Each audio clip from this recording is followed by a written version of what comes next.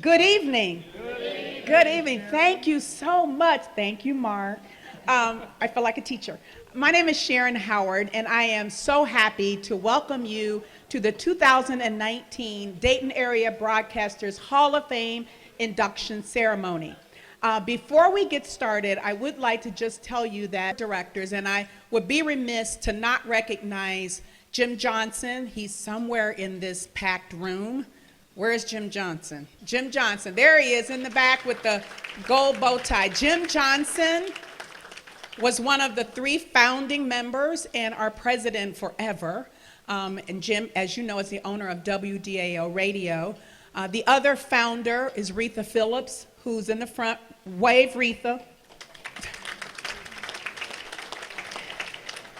And myself. And then we recruited other people to help us. So with all of the members of the Dayton Area Broadcasters Hall of Fame Board of Directors, please stand so that we could thank you for your volunteer service.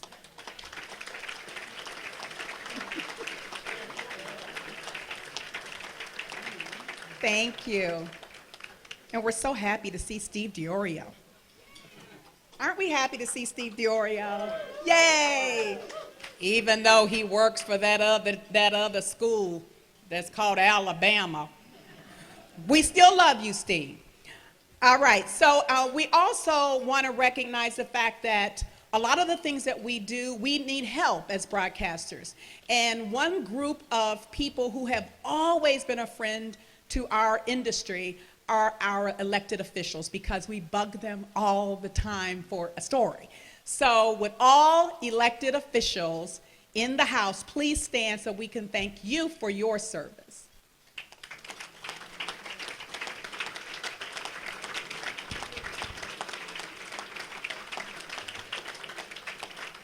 Thank you so much. I also want to make a point of letting you know that we do have a proclamation from the Board of Montgomery County Commissioners, and I won't read all of the whereases, but I will say that at the very end of this proclamation, it says, "Now therefore be it resolved that the Board of County Commissioners of Montgomery County on this 20th day of September does hereby send official greetings and congratulations to the Dayton area broadcasters as they install this year's honorees." So we thank Montgomery County for their support. I think every year that we've had an induction, Montgomery County has been a sponsor and has been here helping us, and Commissioner Judy Dodge serves on our board. So please give a round of applause to Montgomery County. At this time, I would ask Board Member Bill Nance to come forward. He is going to give us our benediction, and then we're going to get going. Invocation. Oh, geez, I haven't installed anybody, and I said goodbye. That will come later. We're here to celebrate this evening, broadcasters, unlike what brought many of you in broadcasting together recently about the events that Sharon mentioned. An out-of-town reporter who dealt with another tragedy several years ago wrote this: "Loss is the most personal sensation in the world, even when its sudden or violent nature thrusts it into the public domain. We can never forget that. The best type of guidance media creators can offer ourselves is to direct our coverage to preventing more loss, and our local broadcasters have done that admirably." Let's pray. God, tonight we honor those who have devoted their career to caring, entertaining, and connecting with their audiences. One-on-one, because media is personal. We become the friends of those who listen or watch, and those who trust us. We thank you for these gifts and talents you have given to these people we honor tonight. And let us remember we are Dayton strong because you are stronger. Amen. Thank you, Bill. Now, I get the distinct honor to introduce to you our MCs this evening.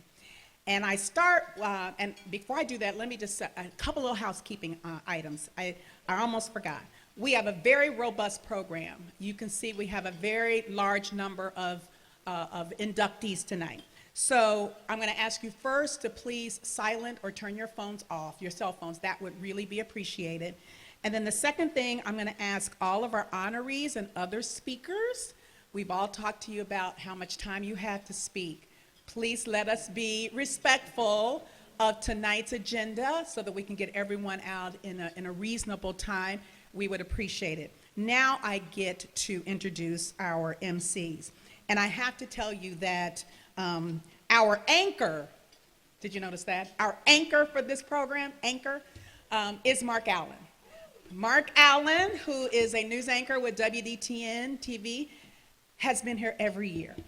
If you want to really be entertained outside of the videos that you will see this evening, watch Mark's face. Mark loves the history that our honorees represent, and it's as much fun to see how much he enjoys this evening because since we're not paying him, that's really good. So, Mark Allen from WDTN.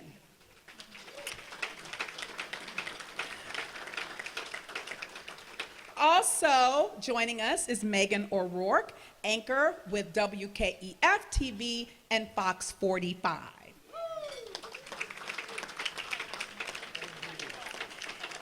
And last but not least, the anchor and sports director for Cox Media, WHIO TV, and Hall of Fame inductee, Mr. Mike Hartsock. At this time, please welcome our absolutely fabulous MCs for the evening. Look at that. Hey there. A little taller than Sharon. I'm going to pick that up if that's okay. That's right. Scoot in here. We clean up pretty good. We don't do too bad. No. Interesting three-shot. Of course, Megan and I have worked together over the years, and Mike and I have spent a lot of good times together on golf courses and other places. Before we begin the program tonight, I wanted to just take a quick moment here and just say a few words to my fellow assembled journalists and broadcasters here tonight. I know the newspaper was around back in 1913, and that flood was certainly one for the record books. But I cannot imagine another group of Dayton broadcasters and Dayton journalists who have been put to the test like my brothers and sisters in this room have the summer of 2019. What we went through in this market in the last day of May, June, July, and August, it was one hell of a summer in Dayton, Ohio. But I'll tell you what, my group, this group, did our city proud. You did our profession proud. I am proud of you, and I am proud to be one of you. Thank you.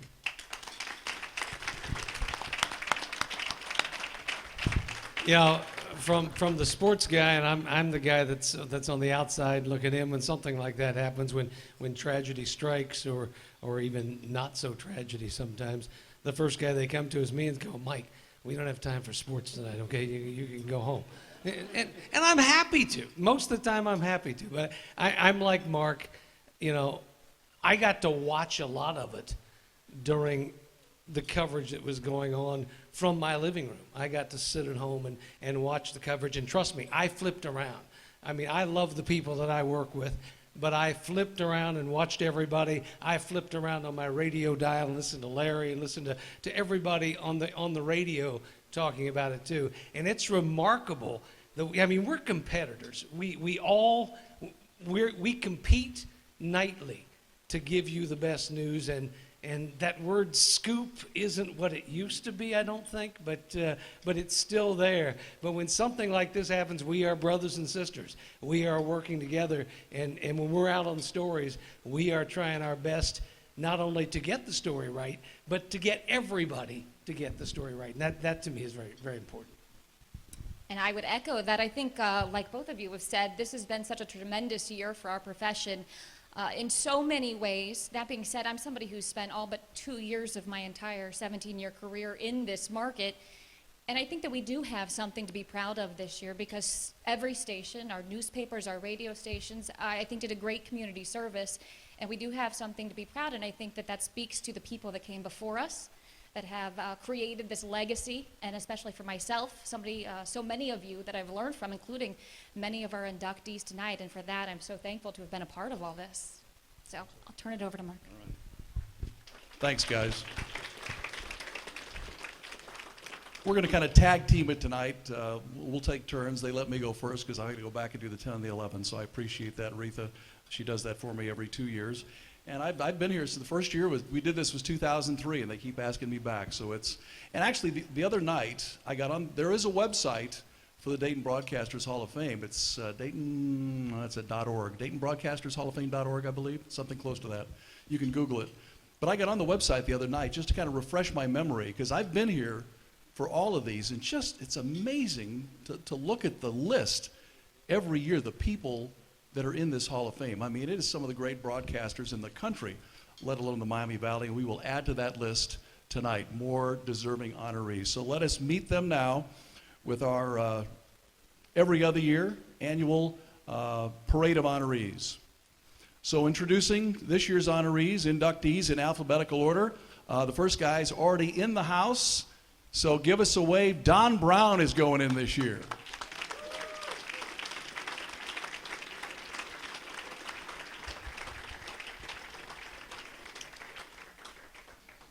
Also going in this year, Larry Caressel.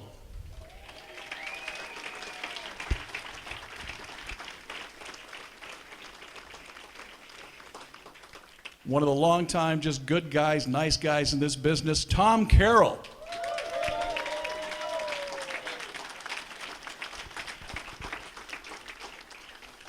A lady that my wife worked for many years. Congratulations to Donna Hall.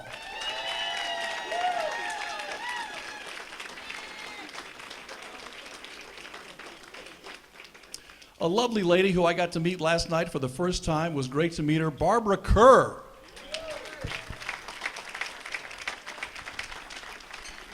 Good to see you again. Next, congratulations to inductee Terry Lafferty.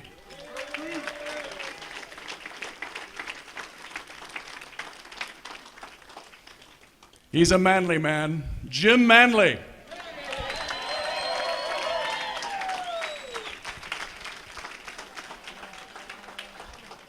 I have never seen Dee this dressed up. You're gorgeous. Dee Mormon.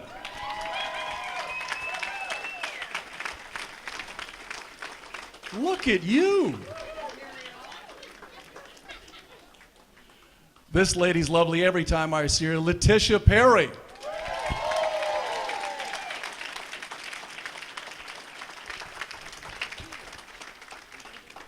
And finally, one of the all-time greats behind the camera, one of the best this market's ever had, Byron Sturzman.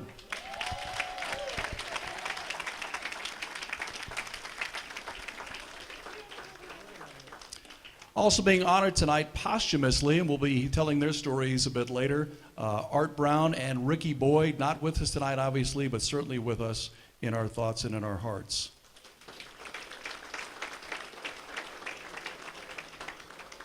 And every 2 years we hand out community service honorees. This year, one of Dayton's true power couples, we love them both, Dennis Lieberman, Debbie Lieberman.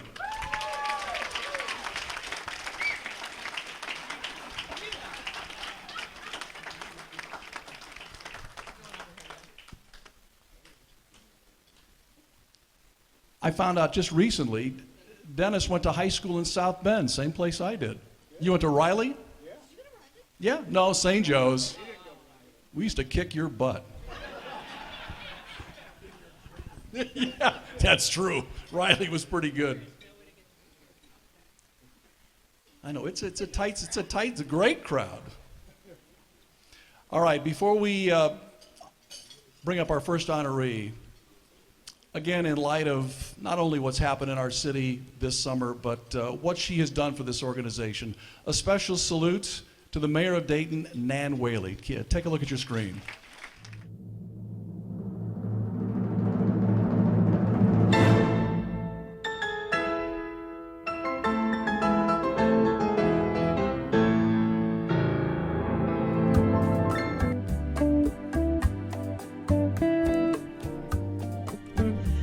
Nan Whaley grew up in the state of Indiana, but has lived in Ohio since attending the University of Dayton, where she earned her BA in chemistry. Whaley also has an MPA from Wright State University, where she formerly served as an adjunct professor. Whaley was first elected to the Dayton City Commission in 2005 and was the youngest woman chosen for a commission seat. Nan served on the Montgomery County Board of Elections and as a deputy to Montgomery County Auditor Carl Keith. Whaley was elected mayor of Dayton in 2013, winning 50% of the vote. In 2017, she ran unopposed for mayor, making it the first uncontested mayoral race in the city's history since voters started electing the office separately. Early in her time in office, Whaley founded the Dayton Region Manufacturing Task Force, which is a regional effort committed to advocating for manufacturing and promoting a strong manufacturing workforce. Such initiatives like this and a surge of high-tech and research jobs have spurred $600 million in investment in the region. Since Whaley was sworn into office January 4, 2014, the unemployment rate in the city of Dayton has declined from 9.3% to 5.7%. In 2015, Site Selection magazine named Dayton, which has strong economic ties to Wright-Patterson Air Force Base, the overall second-best mid-sized city for new business expansion projects in the nation. Perhaps the biggest contribution made to the Dayton Area Broadcasters Hall of Fame was Nan Whaley's suggestion that the Hall of Fame wall be located at the Dayton Convention Center. She and the Dayton City Commission at that time made it happen. Tonight, the members of the Dayton Area Broadcasters Hall of Fame would like to salute Mayor Nan Whaley for her efforts.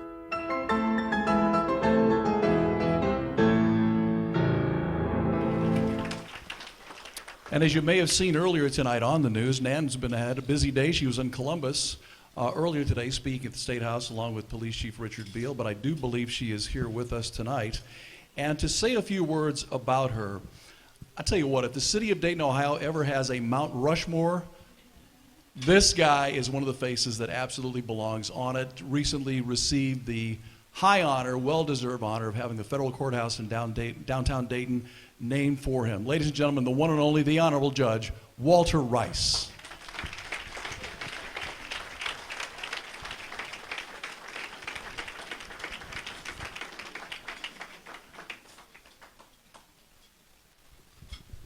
Apparently he's going to throw the book at me. Judge Rice, good to see you, always. Mark, thank you so much. I'm going to be speaking very, very quickly because Retha has given me 2.5 minutes and no more to introduce our mayor, Nan Whaley. When I was preparing my remarks, I was incredibly frustrated. I can't get Nan Whaley to first grade in 2.5 minutes. Why, if I were to list all of her accomplishments, I should write a book. And so I did. I have here the first unexpurgated, unauthorized biography of our mayor. Unauthorized for a very, very good reason. Let me read from the book, although I will be brief because chapters 1 through 21 have already been covered by the video. Nan Whaley, the early years. Chapter 1.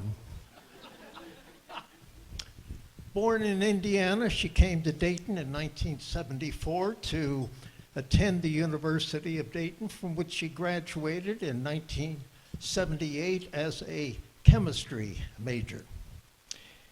She worked with Carl Keith, the Montgomery County Auditor, and ran for the Dayton City Commission in 2005.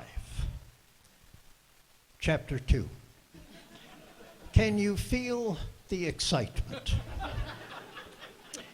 When Nan was elected and became mayor in 2013, the election that year, Dayton had an epiphany. There was a sudden realization that General Motors and NCR weren't coming back to Dayton, and weren't bringing our manufacturing base with them.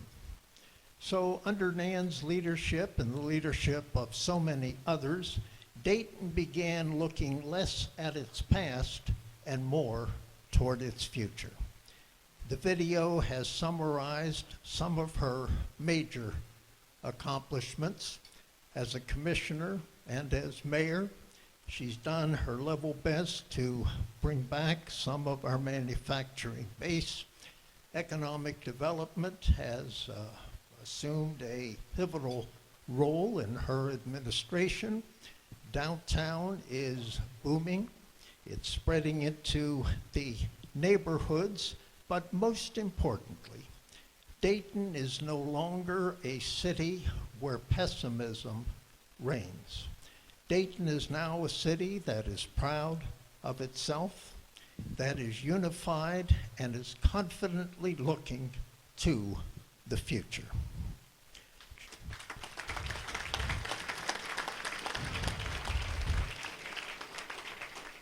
Chapter 3, our heroine comes to the rescue, or how Nan Whaley saved the Dayton Area Broadcasters Hall of Fame for the Dayton community. This has been covered in the video, but if it were not for her, we would be celebrating tonight at a 3-star motel in the city of Fairborn. That's how very close we came to losing it. Chapter 4, leadership under pressure. I don't have to indicate what a hard time this was for the greater Dayton area this summer. Tragedies, one after the other, which could have plunged a less unified community into pessimism, anger, resentment, and a lack of confidence in itself. Yet through her leadership and the leadership of so many others that she brought to the task, we have come out of this summer of horrors as a unified people, confidently looking to the future of our wonderful community. Chapter 5. Is it too early to talk about a legacy? Well, perhaps. It's strange to talk about a legacy for someone so young and has so much left that she will accomplish. Yet I think her legacy is twofold. It's numbered by the scores of young people that she has mentored and encouraged to enter public service and public office. And most important of all, her legacy to this point is a Dayton renewed, a Dayton revived, a unified Dayton, not a pessimistic Dayton, but one that is looking confidently toward its future. So in introducing Nan Whaley, I say she's done wonders to this point, but you ain't seen nothing yet. Mayor Nan Whaley.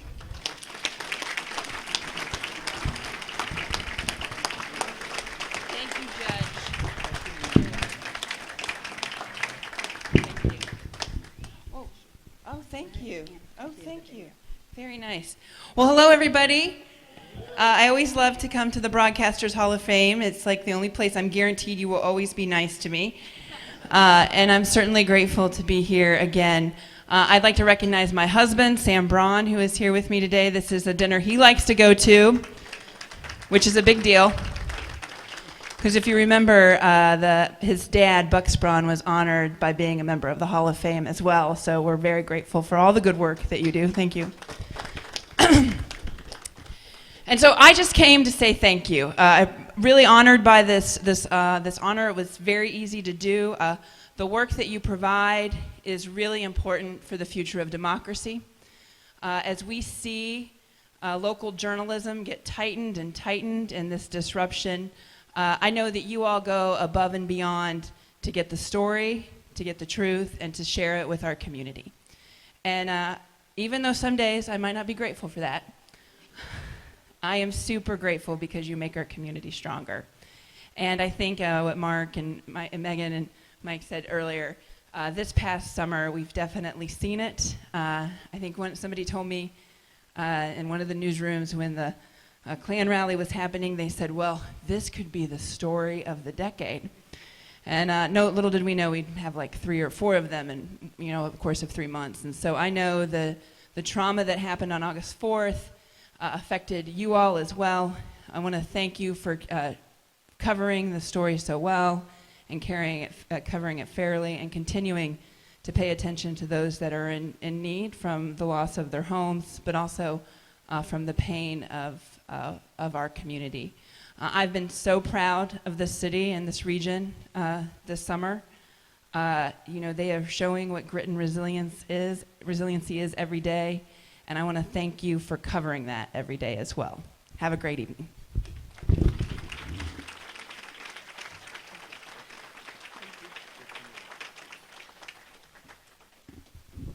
Ma'am, thank you. Congratulations.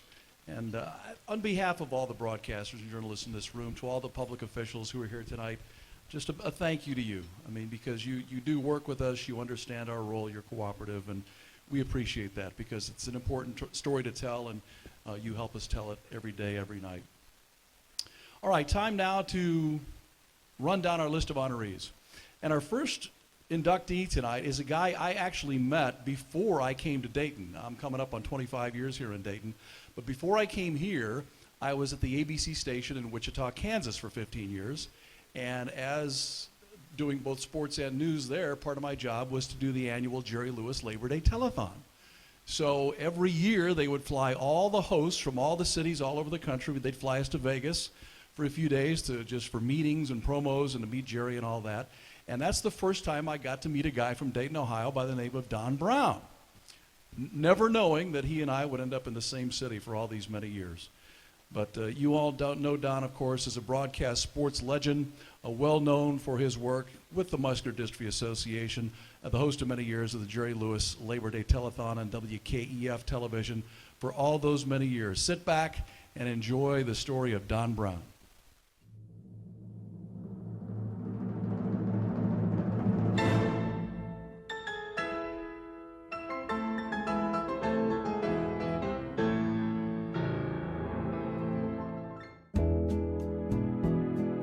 Don Brown was born and raised in Dayton, a 1978 graduate of Stebbins High School and a 1983 graduate of Wright State University. Don started his career while still in college, working part-time at WHIO Radio, running the board and learning from the likes of Lou M., Winston Hayner, and Carl Day. He also got his first taste of sports as the color analyst for the WHIO Radio High School Game of the Week. Brown got his start in television in 1985 at WKEF-TV, first as a weekend weatherman, then as a sports reporter and anchor. He was hired as sports director in 1986. Well, Don, since I've known him and even before, has always been a huge sports fan. And at some point, he probably realized that his athletic ability wasn't going to make a living for him. So I think his second best choice was to get into broadcasting. So he was very focused on wanting to do that. In his 18 years at Channel 22, Don covered the Reds at spring training and the World Series, the Bengals in the Super Bowl, the Indianapolis 500 several times, as well as high school and college tournaments and championships. Don also served as the host of the Jerry Lewis Muscular Dystrophy Telethon for 17 years and received 2 regional Emmys for his on-air work. During that run, Brown worked tirelessly to raise millions of dollars for research to battle the disease. I think probably what he's most proud of is his years as the host of the Muscular Dystrophy Telethon. Don had a stellar career in broadcasting, and while he himself is battling many health issues, Don continues to give hope to everyone around him. The Dayton Area Broadcasters Hall of Fame is pleased to welcome Don Brown to the class of 2019.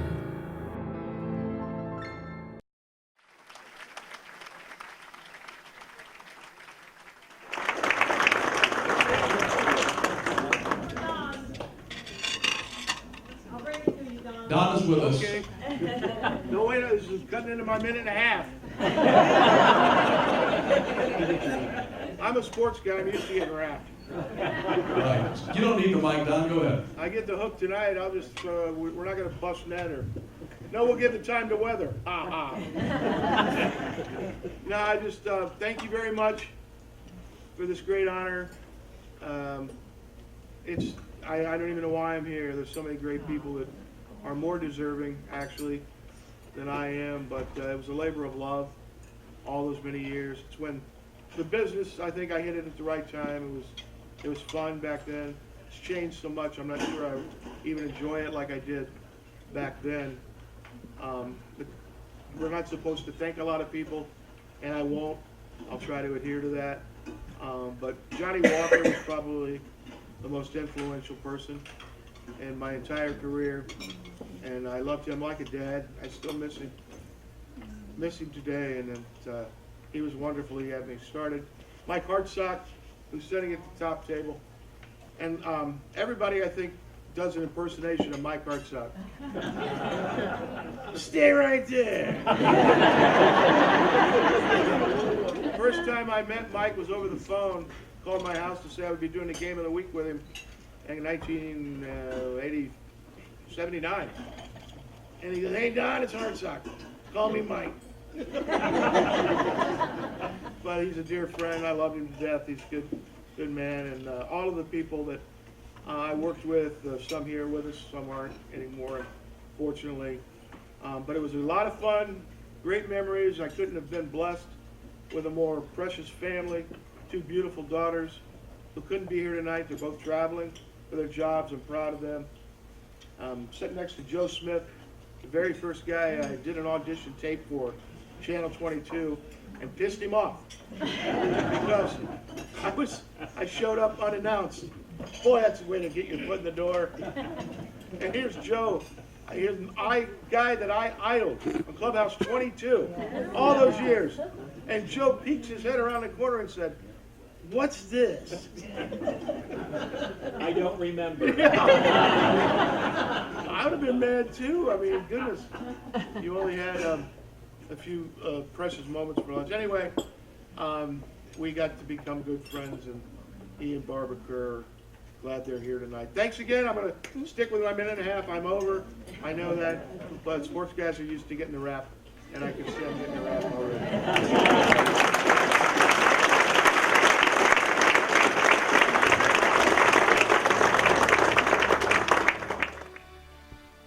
Donnie, congratulations. You did a lot of great work in this market and raised a lot of money for a great cause. We love you. You know that. Congratulations. Well deserved. Our next honoree inductee tonight is Larry Caressel of WDPR Radio, Dayton's classical music station. Larry, another legend in Dayton, having worked at WDPR since 1987, still on the air to this day, loved by both his listeners and his co-workers. Here's more about Larry.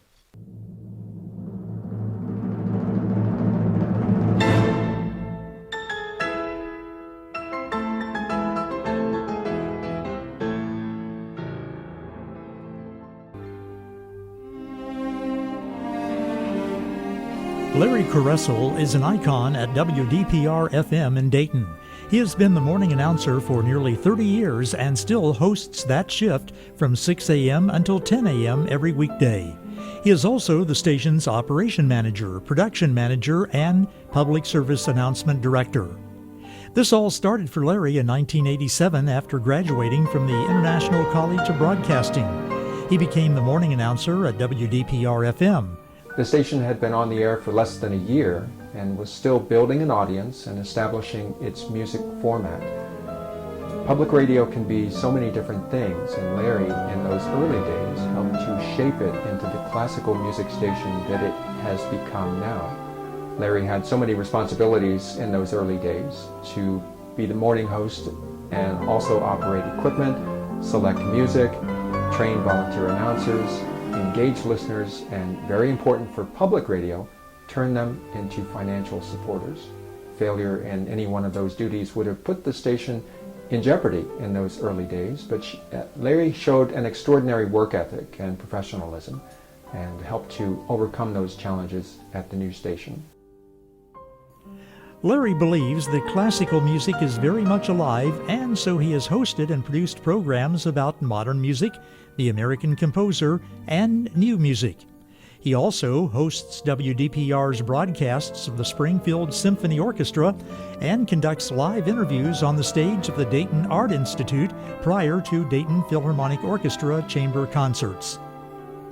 Larry has long been involved with arts and cultural organizations in the region. Larry is a legend in broadcasting in the Dayton area. He's been on the air every morning at Discover Classical for more than 30 years. Think about it this way. There are people in this community who are maybe 32 years old who have heard nothing but Larry Caressel in the morning. They've grown up hearing his voice. For many people, a career in broadcasting is a series of moves from one station to another. But Larry has remained at one station for 3 decades, focusing on making WDPR-FM the best it can be. The Dayton Area Broadcasters Hall of Fame is pleased to welcome Larry Caressel to the class of 2019.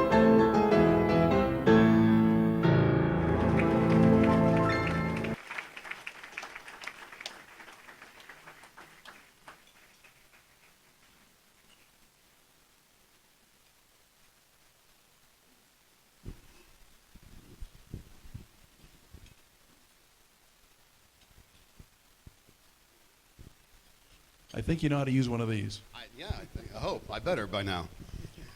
Thank you so much. This is such an honor to be included in this amazing group of broadcasters from our area this year. I'm really more excited for the radio station, for WDPR, which started in 1985 as a small, 10 watts classical music station. We weren't even on the air all day. And then I started doing mornings in 1987, January 5th, 1987. I remember it well. It was a very cold morning, as January mornings are at 4 and 5 a.m. And when I first heard I was going to be an inductee, I thought, wait a second, really? How is that possible? And then I realized, well, yeah, I guess 32 years ought to get you something.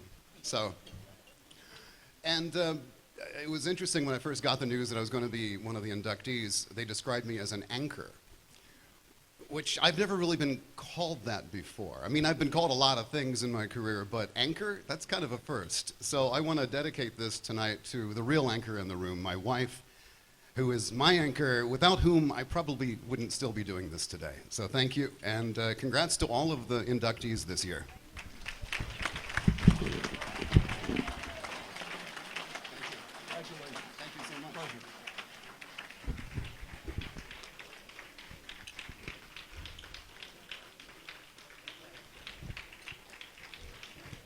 A standing O, back in the corner. I have one more inductee honoree to introduce before I head back to work and hand it over to the capable hands of Mike and Megan. My final honoree inductee to introduce to you tonight, the legendary program director, formerly of WONE and WTUE Radio. And when we first got to town 24 years ago, when my job brought me here, my wife was looking for a job in radio. She's always worked in radio. And Tom was one of the people that she met with, and he was very kind to her and helped her find her way in this market, and I'll always be grateful for that. And really, when you start talking about just the good guys, the good people in our town, in this business, his name is one of the first names that always comes up. Here's more about the one and only Tom Carroll.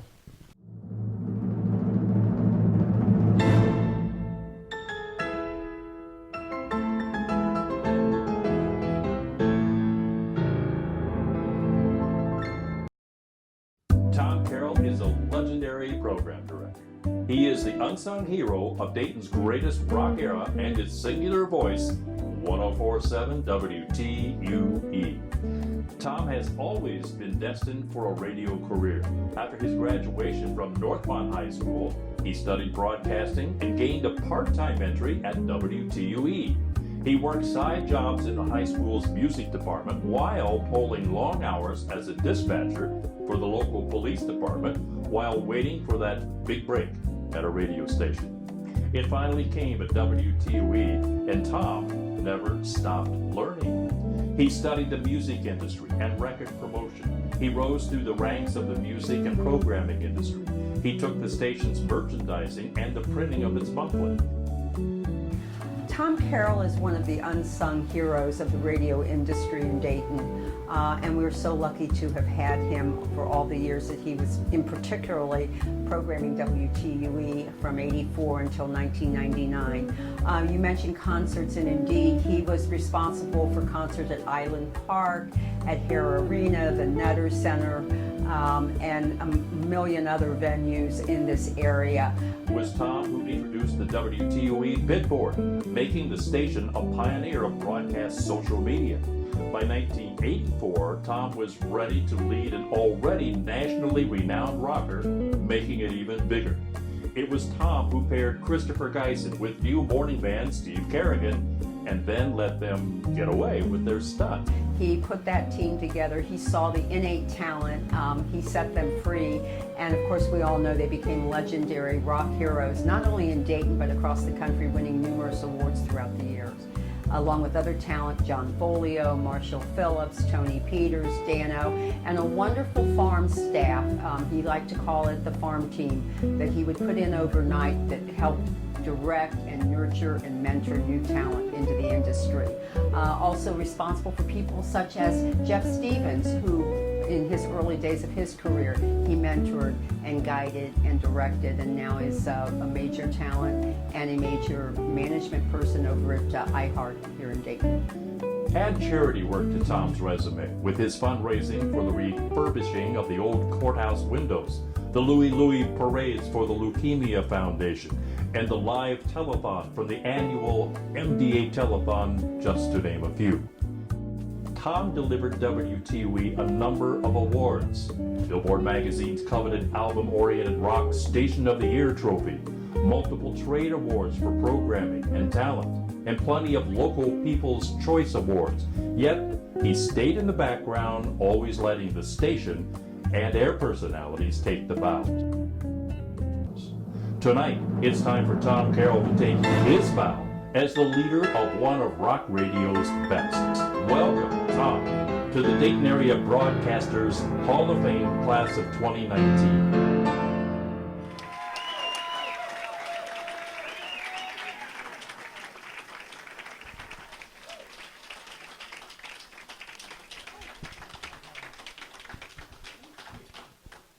Congratulations.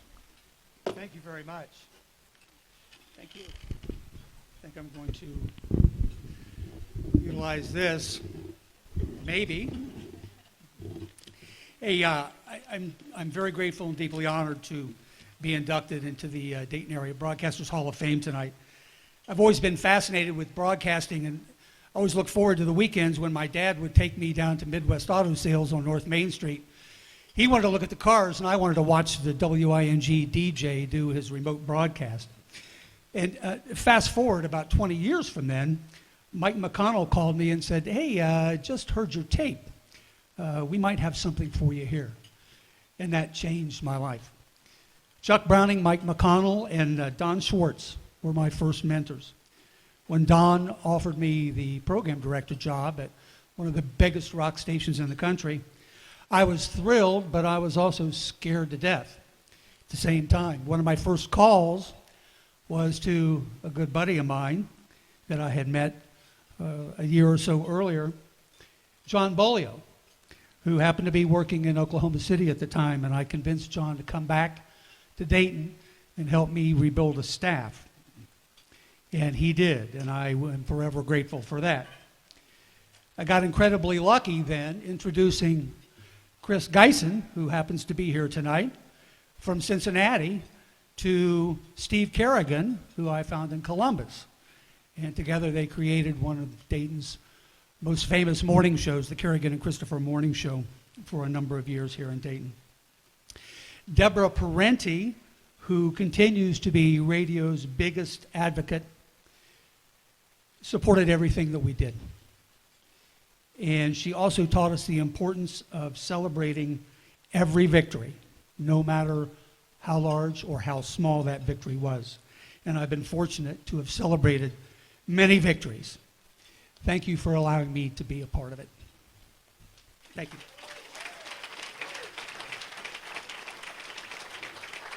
Good to see you. Thank you. Congratulations. Good to see you. Tom, congratulations. All right, I'm headed back to work. Please welcome the next MC this evening, my friend and former co-worker, Megan O'Rourke.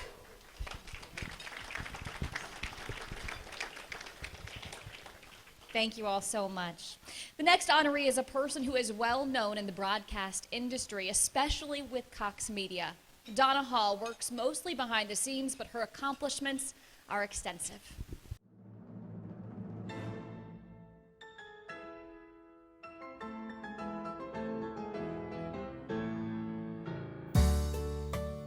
Donna Hall is a Miami Valley girl, born and raised in Preble County, at one time serving as the Preble County Fair Pork Queen.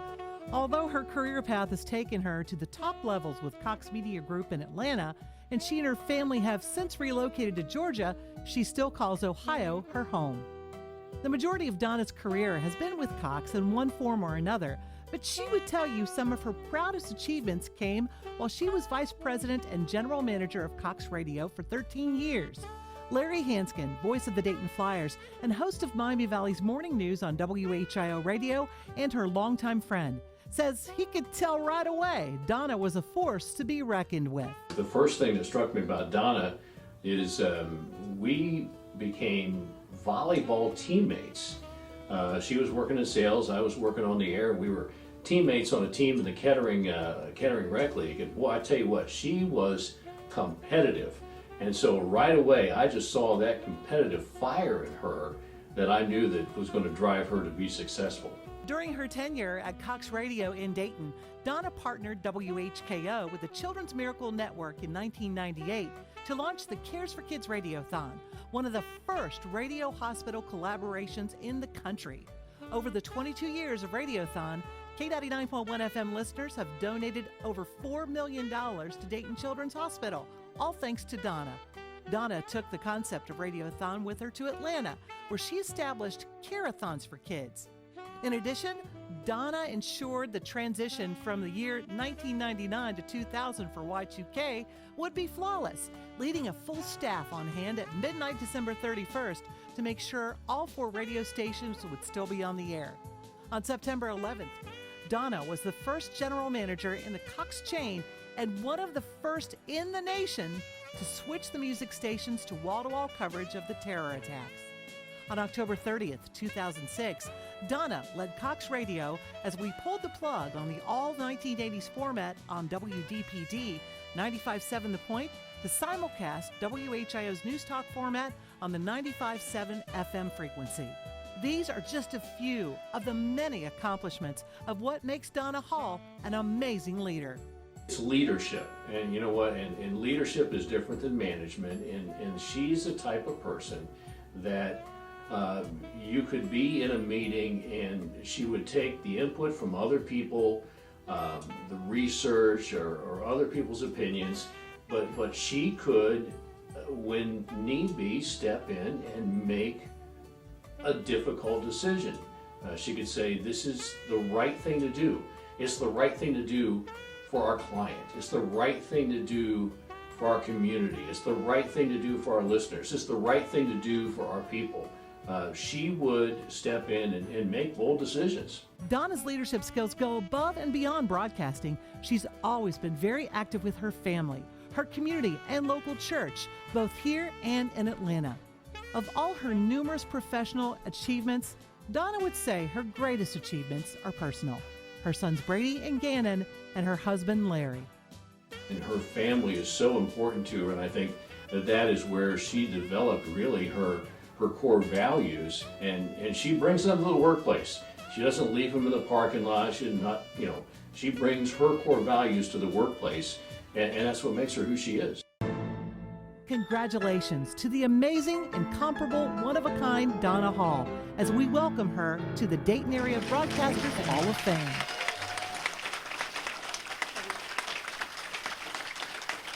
Thank you. I am so thrilled and honored to be here tonight. And I love talking about the platform that I love. For years in the news, it has been reported that our business is in steady decline. And we are just going to disintegrate into utter demise, and I do not believe that. I don't believe that because radio fills the basic human need for relationship. We were created for relationship, and we crave it.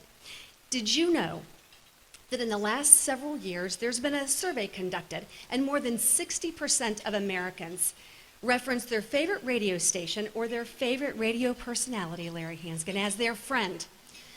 More than 30% reference us as their close friend, Nancy Wilson. How powerful is that? It is as powerful as we wish to make it. If we continue waking people up every single day with local talent that reflect the needs of their community and know their community, if we continue to create content that people value and that they want, if we continue to raise money for local charities, Children's Hospital, if we continue to connect businesses with consumers that help them grow, if we continue to share that relationship and we love on our listeners and they can feel it, it sounds hard. It's not hard. It's simple. If we give them the relationship that they want, that we crave as human beings, if we're the friends that they reference as being today, they will continue to listen to us. We will continue to matter to them as long as they matter to us. If we make radio about them and not about us, we're going to be just fine. They will give the relationship right back to us. I am so thankful for radio for being the dream job that it has been to me for about 32 years. I'm thankful to every single one of you in the audience tonight that's been part of making Dayton radio and TV vibrant and successful. Thank you for including me, and happy birthday, Mandy.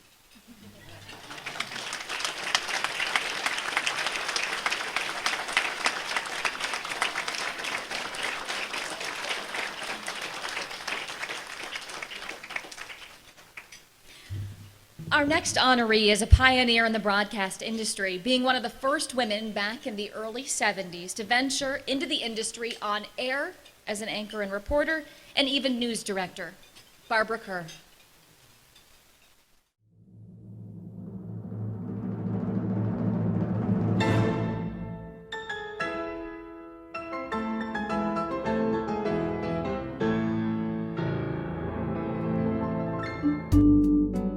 In the 1970s, after years of struggle, women began to make strides in broadcast news. Barbara Kerr was one of those early pioneers. After joining WHAG TV in Hagerstown, Maryland as an anchor and reporter, she was promoted to news director. She then joined WYTV in Youngstown as their weekend prime anchor, one of a few women in the country, and perhaps the only woman at that time to be the solo weeknight anchor for a U.S. network television affiliate. Embracing the opportunity to work in a larger television market, she joined WDTN as a general assignment reporter whose beats included education and Montgomery County government. When Barbara made the move to WDTN, she quickly became the go-to person for special assignments. Whether it was driving down to Cape Canaveral to cover the launch of the Space Shuttle Columbia, or covering the Reagan-Carter debate in Cleveland, or spending a week at the 1980 National Democratic Convention in New York City. Another first for Barbara was traveling to West Point to cover the return of the Iranian hostages from Tehran after 444 days in captivity. Her persistence as a journalist led her to being called upon with a question for Steve Lauterbach of Dayton during the hostages' nationally televised news conference. In short time, she became weekend co-anchor, then weekday noon co-anchor with Art Brown. It was a TV marriage made in heaven because of their unique chemistry. Barbara was truly loved by the community by working at WDTN and later at WKEF, Channel 22. And I can vividly remember when the owner of WKEF was in town and he heard Barbara was available since she was no longer at Channel 2. Without hesitation, he said, let's get her. We need to get her now. I was able to track her down. She was out on a boat with friends. It was a holiday. Soon after, it was smooth sailing at Channel 22, where she was our anchor. She became a tireless ambassador for the arts in the Miami Valley. She appeared at numerous events with her co-anchor, Art Brown. In 1979, Barbara received an Emmy nomination for her coverage of other news outlets in Dayton, which was not an easy assignment.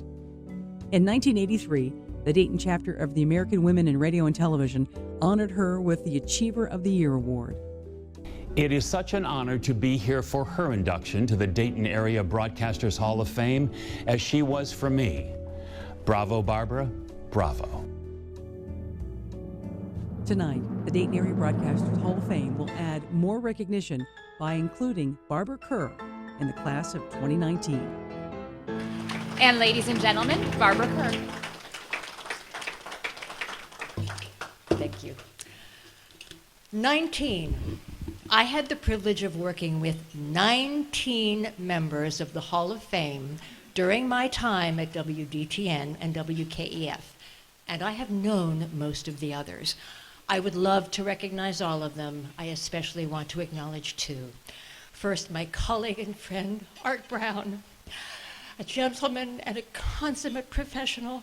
I am so happy that Art's son, Scott, and grandson, Adam, are with us tonight to witness the respect and admiration that we have for Art. And a member of the class of 2017. He was a colleague at Dayton 22. More than that, he is my best friend, my husband, and the love of my life, Joe Smith. 2 years ago at the Hall of Fame dinner, speakers expressed concern about journalism being under attack. 2 years later, those concerns have intensified.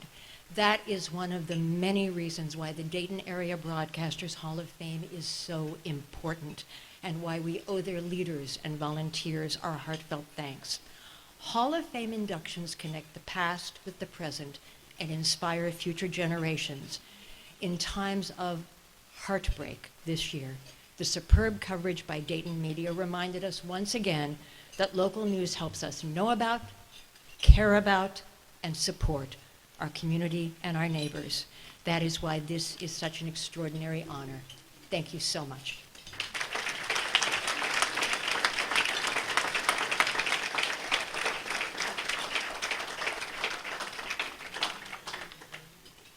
Our next honoree is a person who has more than 50 years experience in the broadcast industry and is still making a name for himself today. Terry Lafferty.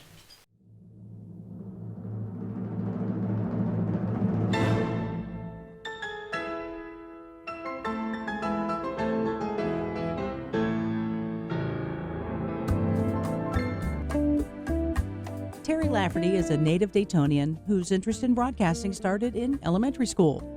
That's when a teacher had a classmate read a couple of sentences into a tape recorder. Although intrigued by hearing his voice, Terry was fascinated with the electronics, and by high school, he thought he might go into broadcast engineering.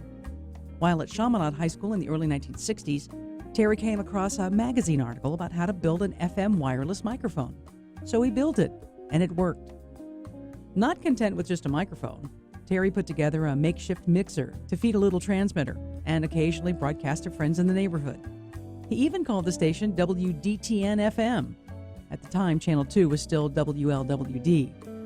Was Terry to become an announcer or engineer? Only time would tell. It was in Piqua where Terry got his first break, when the owner had Terry audition by reading discarded AP wire copy. That owner was Oscar Baker, the father of News Center 7's Steve Baker. Oscar was so impressed with Terry's talent that he hired him for the Sunday afternoon and evening shifts. As a graduating senior at the University of Dayton, Terry won the James D. Schaus Award from Avco Broadcasting Corporation, named for a pioneering broadcasting executive at Avco. It was an award given out for over 8 years to outstanding seniors for academic and co-curricular achievements in the broadcasting arts. After graduating from the University of Dayton, Terry worked at WKEF-TV as a master control operator, and for an additional $35 a week, announcing duties. Terry was also the first director of the children's program Clubhouse 22. Terry eventually got a job at Wing Radio. It was always a dream of Terry's to work at the radio station he listened to as a teenager. And Terry had the honor of hosting a weekly request show for members of the military and their families. In 1970, Terry joined the Wing News Department, which at the time was Dayton's largest all-radio news organization. Terry and Kathy O'Connor Bowe became Wing's first airborne traffic reporters with their Skywatch traffic reports.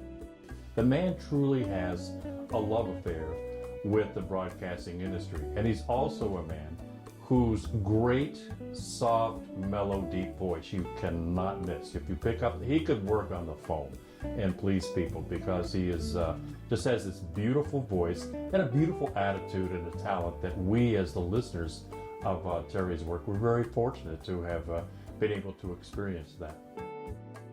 Wing would not be the only place for Terry. He was lured to WHIO Radio in 1980 to work for Winston Hayner.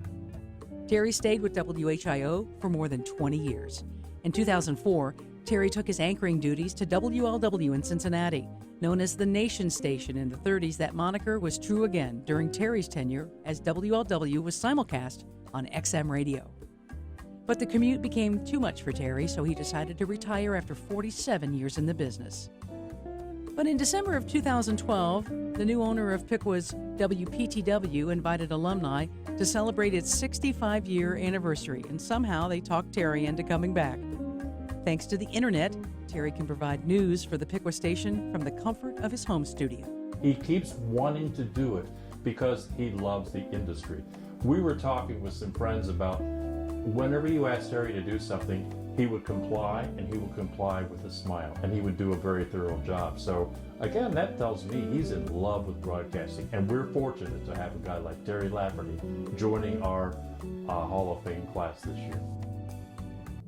Tonight, the Dayton Area Broadcasters Hall of Fame is pleased to welcome this unique individual to the class of 2019, Terry Lafferty.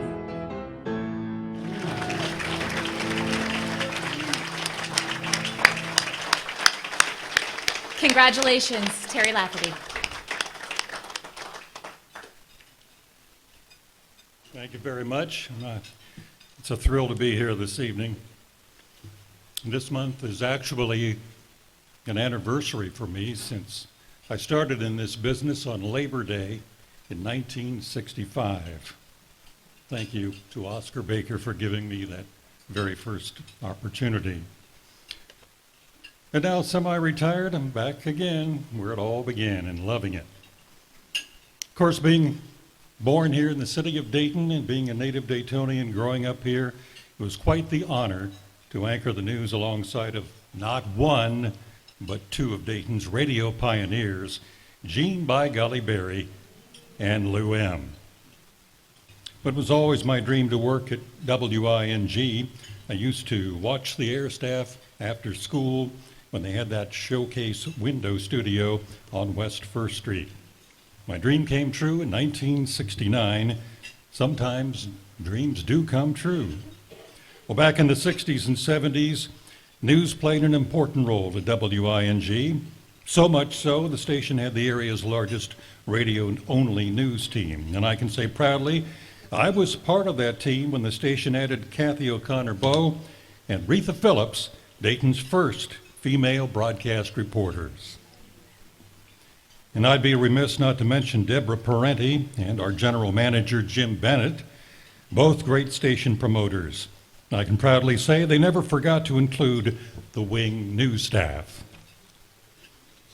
A few years ago, George Weimer, during his induction into the Hall of Fame, reminded us about how powerful our industry is and of our responsibility.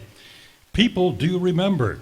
He recalled being recognized on the phone by a former listener years after he was off the air. I too had a similar experience the very first week that I was at 700 WLW. To my surprise, I got at least a half a dozen calls asking if I was the same person that had worked at Wing. And I hadn't been there in over 20 years.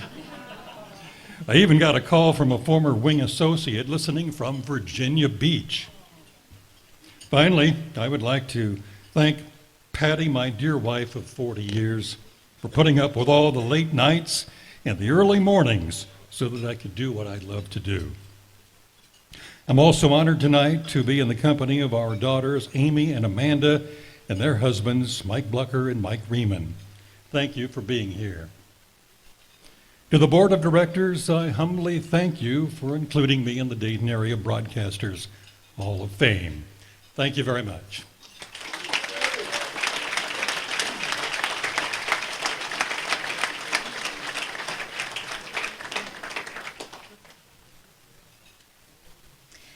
Well, there are several individuals who are no longer with us, but who have become legends in the Dayton broadcasting community.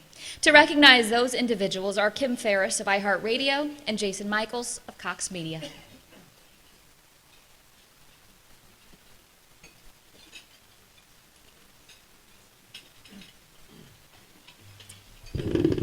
Thank you, Megan. We appreciate it, and we appreciate all of you being here tonight. And yes, we are all here to celebrate, but we also are here to remember those that we've lost since our last induction 2 years ago. And first, we start things off with Bucks Braun. We lost Bucks on January 4th of 2008. And let me tell you a little bit about the history of Bucks Braun. Such an incredible, such a dear, dear man.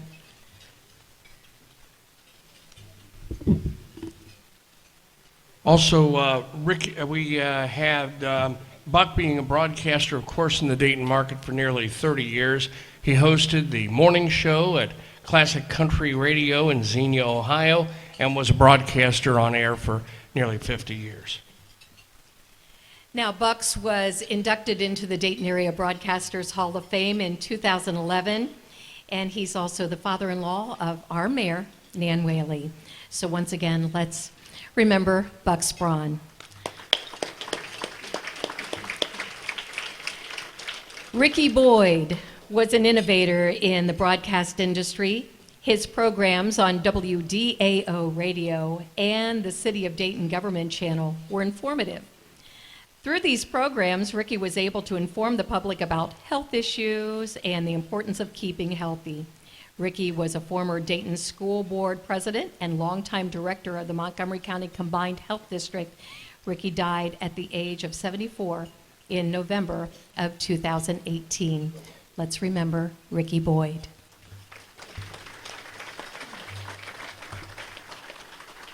Virginia Bigler Engler was Dayton's first female television meteorologist, starting at WKEF Channel 22 in 1972.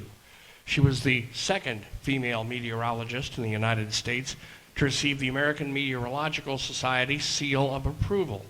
After a television career that took her from Dayton to Louisville, Kansas City, and San Diego, she joined the San Diego Air Pollution Control District, working in the air pollution forecasting and research with California and federal agencies. She was born April 29, 1948, and died July 2nd, 2018. Let's remember Virginia. Roy Dittman. Roy was the news director at WING from 1964 to 1976. In 1976, he moved to Columbus to become the news director at WBNS AM Radio, and then in 1979, moved to Boise, Idaho to become a general manager of KIDO AM. In 1995, Roy's final stop was at KBZY in Salem, Oregon, where he was a partner and eventually sole owner, and Roy Dittman died in 2019, as we remember Roy Dittman.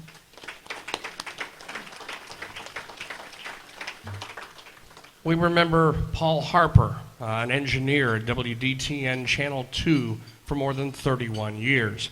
He was known for his impeccable attention to details. He graduated from Wright State University in 1962, where he enrolled in the engineering program. Paul served in the United States Air Force for 6 years and was honorably discharged. He died at the age of 74 on June 3rd, 2018. Let us remember him.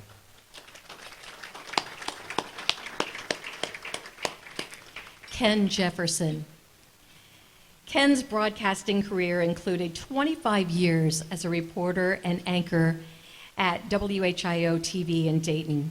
He also worked several years at WWSB TV in Sarasota, Florida, and 7 years at WVRIR TV in Charlottesville, Virginia.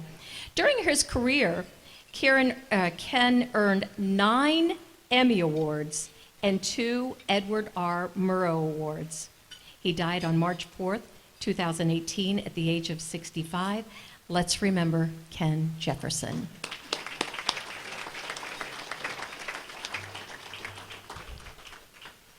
Don Robertson worked at many stations over his career from Buffalo, New York to San Diego, California. As a native Texan, he worked at KLIF in Dallas, and let me add one little thing here. While he was at KLIF in Dallas, he worked on the air on the day John F. Kennedy was shot, and in fact saw Jack Ruby inside the offices at KLIF. Before coming to Wing, he would then arrive here and host Afternoon Drive in 1968. He was station manager at WJAI FM and WGTZ in 1977. Don just passed away a little bit earlier this year in 2019, and he really was a great guy to know. Please remember Don Robertson.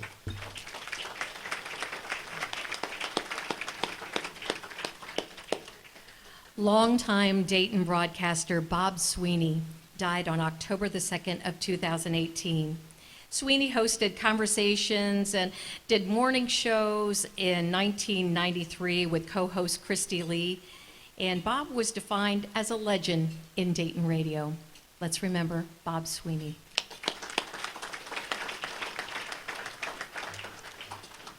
Longtime broadcaster Lyle Steig died in 2018 at the age of 80. Lyle, you would remember, worked in radio and television for many years, working at WHIO radio and TV. He also was an announcer for the Dayton Gems, the Dayton Bombers, and the Washington Capitals hockey teams. He was honored and inducted into the Hockey Hall of Fame. Please remember El Stigo.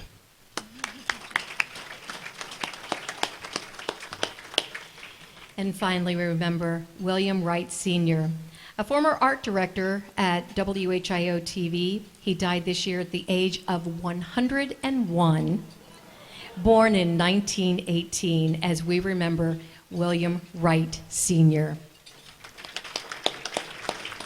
And at this time, we would like to salute these great broadcasters.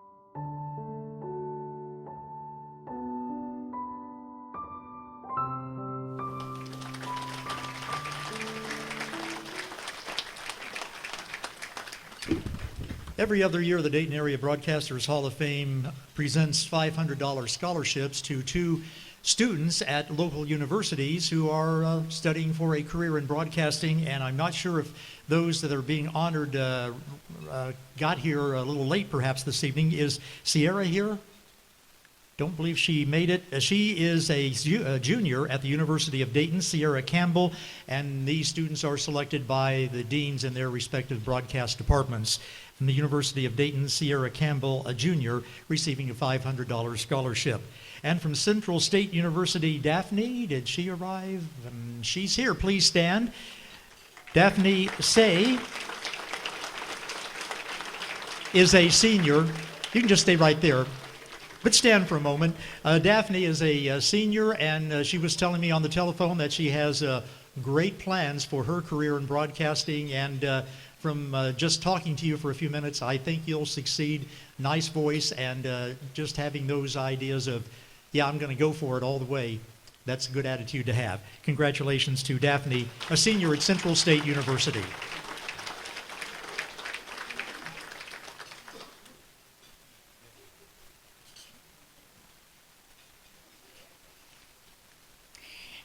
Every year, the Dayton Broadcasters Hall of Fame salute a person or persons who have been a friend to the media, and there are so many. This year, Debbie Lieberman and Dennis Lieberman have earned that honor.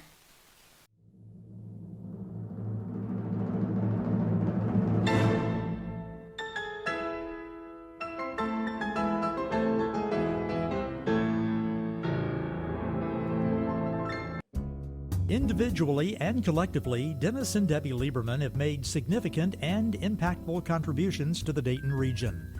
An experienced and well-respected attorney, Dennis Lieberman practices law in the areas of criminal defense and civil litigation. He has tried a substantial amount of cases in both state and federal courts. Outside the courthouse, he is just as active in his community. During the 2012 election, he campaigned tirelessly to keep early voting in Ohio to make sure every vote is counted. In addition to his work on the Board of Elections, Lieberman was also Montgomery County Democratic Party Chair for 13 years and a candidate for the Ohio Democratic Party Chair. Today, Lieberman is a member of the City of Clayton Council. I first met Dennis many years ago when I was working at Channel 2. And I used to interview him when he was the Democratic Party chair.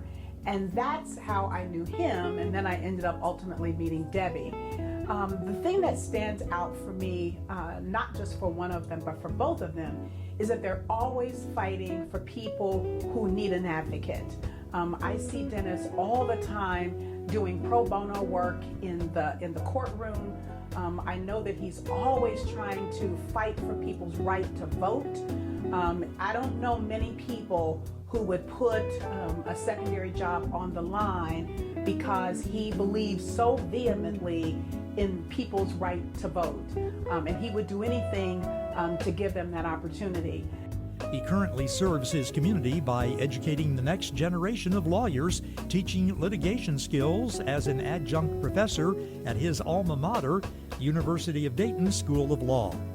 Lieberman has volunteered to assist high school mock trial teams and has served on a number of local charitable boards. He's one of the best trial attorneys, I think, in this part of Ohio, not just for criminal cases where he is best known, but also for civil litigation as well. He's very bright, he's well prepared, he's incredibly compassionate and understanding and caring of his clients, and I think that is obvious to any jury before whom he appears. After graduating from the University of Dayton School of Law, Debbie worked in real estate and with the Legal Aid Society of Dayton. Debbie joined the Montgomery County Auditor's Office as Director of Real Estate. She served in that position for 10 years before becoming the Chief Deputy Auditor in 2001. Debbie served on the first City of Clayton Council and was reelected in 2001. She was elected to the Montgomery County Commission in 2004 and is currently in her 4th term. Debbie co-chairs with U.S. District Judge Walter Rice on the Montgomery County Reentry Council. Debbie Lieberman may well be one of the very best public officials that I know or have even heard of. What she has done in her 4 terms as a county commissioner is nothing short of amazing. She has pushed and sponsored initiatives to help persons coming home from prison to reestablish themselves in the community. She's done marvelous work on workforce development, on the preschool promise. I could take most of the evening talking about her accomplishments. She cares for people. She thinks of people and the effect of her initiatives on people every day that she's working as a county commissioner. And then I look at them collectively as a couple, and I see how many young people they mentor, they bring into their homes, they support, and it's just amazing the kind of work that they've done. They will forever leave an imprint in this community. First of all, I have to tell you, I know firsthand because I am officially a part of the Lieberman family. Debbie's parents, I kind of adopted them many, many years ago. They have what's called the Lost Boys at their house. These are 3 or 4 boys that grew up with their sons that now belong to them. They kind of are the fabric of the Lieberman tribe. They love the Steelers, so woohoo for them. I love that. And they're always doing stuff for family. They're both wonderful human beings, above and beyond their incredible accomplishments. Dennis and Debbie have been very supportive of the Dayton Area Broadcasters Hall of Fame throughout the years, and tonight we would like to recognize them with our Community Service Award in the class of 2019. And with more on this power couple, please welcome Montgomery County Commissioner Judy Dodge.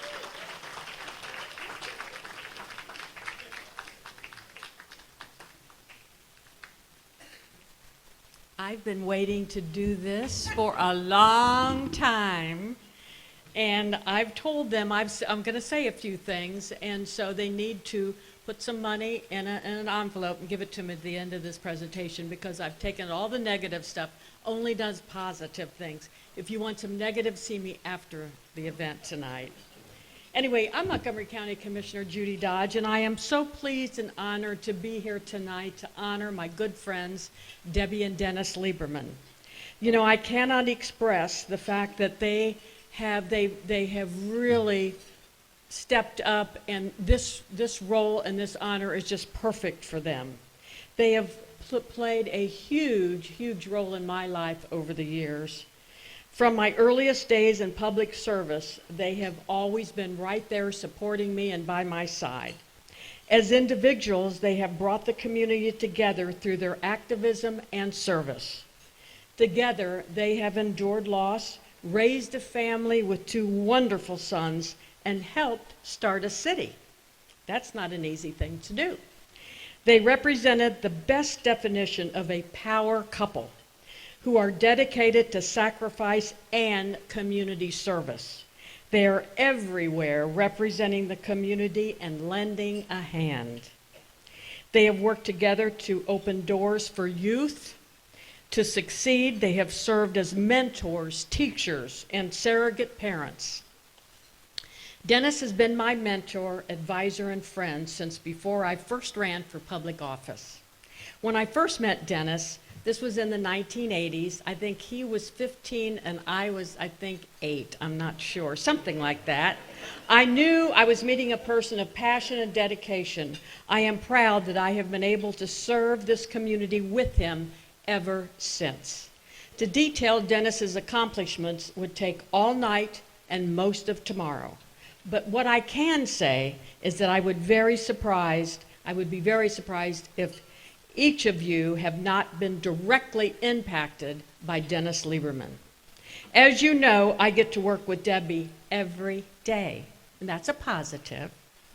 Together with our friend Carolyn Rice, we are your Montgomery County Commissioners.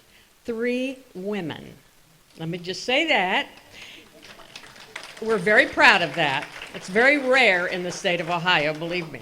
Serving with Debbie since 2006 has been one of the greatest experiences of my professional life. We are also very good friends. Having someone that you trust completely by your side in your job every single day is a great joy and honor. Debbie is one of the strongest women I know. She is fearless. Ladies and gentlemen, I give you Debbie and Dennis Lieberman.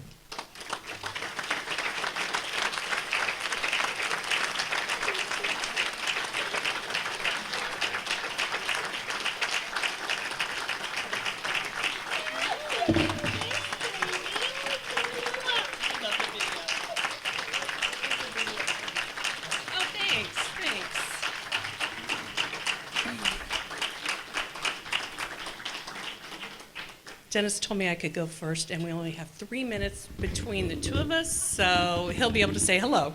I am the politician, right? Well, he kind of is too, I guess. He trained me.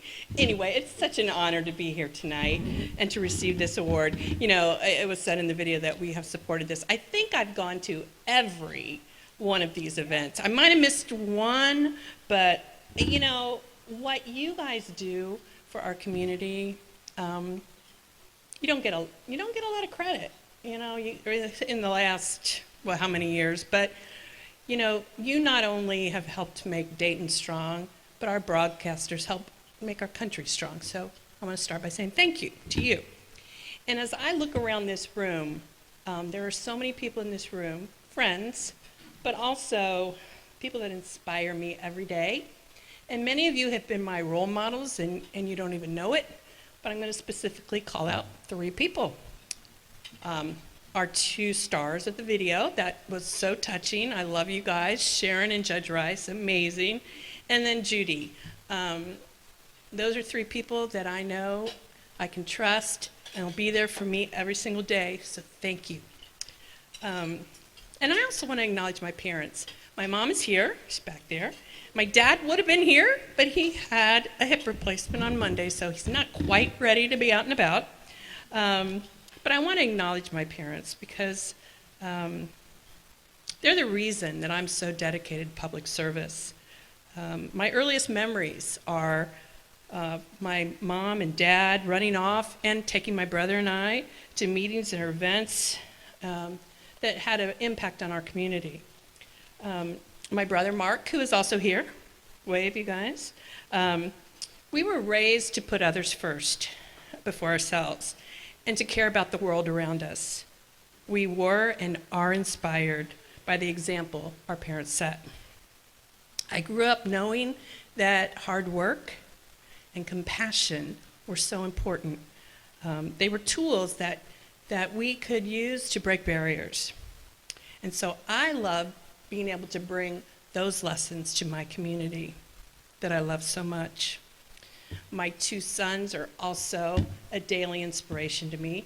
David, who is back there somewhere in the crowd, David and DJ. And I know many of you know that DJ is spending the next year in Alaska, and he has already started on his mission of service. So, you know, I'm very proud of both of my boys. And as I said, they do inspire me every day, and I'm not going to cry about it, but they do. I love them. And then lastly, my co-honoree has also inspired me and taught me a great deal about service. And I don't give him enough credit, but he's probably the reason I'm still here in Dayton. So thank you, Dennis. Thank you. You know, I often talk about this, and I truly believe in this Jewish teaching of tikkun olam. And tikkun olam means repairing the world.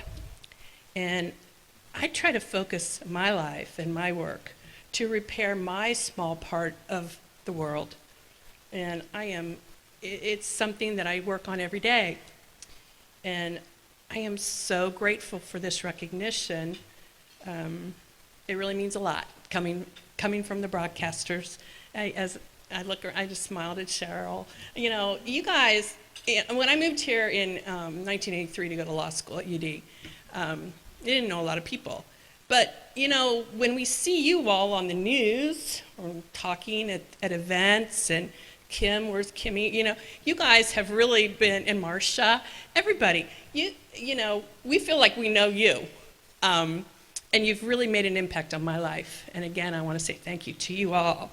And I want to leave you all with a proverb that, it's a Native American proverb that really has inspired me over the years. Looking behind, I am filled with gratitude. Looking forward, I am filled with vision. Looking upwards, I am filled with strength.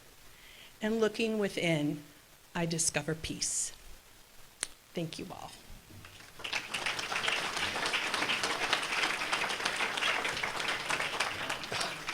I'd left you 30 seconds. Yeah, so I didn't write a speech because I knew Debbie was going first, and we only have 3 minutes. So let me get through this very quickly. You know, we were told not to thank anybody, so you know, I'm not going to thank Miami University's Government Relations Network for coming up here tonight. And I'm not going to thank Clayton Council for vacating our meeting scheduled for this evening and buying a table to be here. Thank you. I really appreciate it. But what I am going to do, because I was told that you need to say something about how you got to where you are. And before I do that, I owe you all an apology. You know, for 40 years I've been an attorney. 29 death penalty cases I've been involved in. And many of you have interviewed me. And I've always used 2 words, not all the time. Most of the time I've used 2 words, and I apologize for that. No, it's not the 2 you think. It's no comment. And I know that kills you more than the 2 that you would like to hear. So I do apologize for that. But let me tell you how I got to where I am. And I'm going to start when I was 10. So, you know, buckle up. When I was 10, I went on a family vacation, and we went to Florida, and we drove through Alabama, and I had to go to the restroom really bad. And so this is back in the 60s, and I got out of my car and ran into the restroom. Didn't see that on the restroom it had colored only on the outside door. So I got in trouble because I wasn't colored.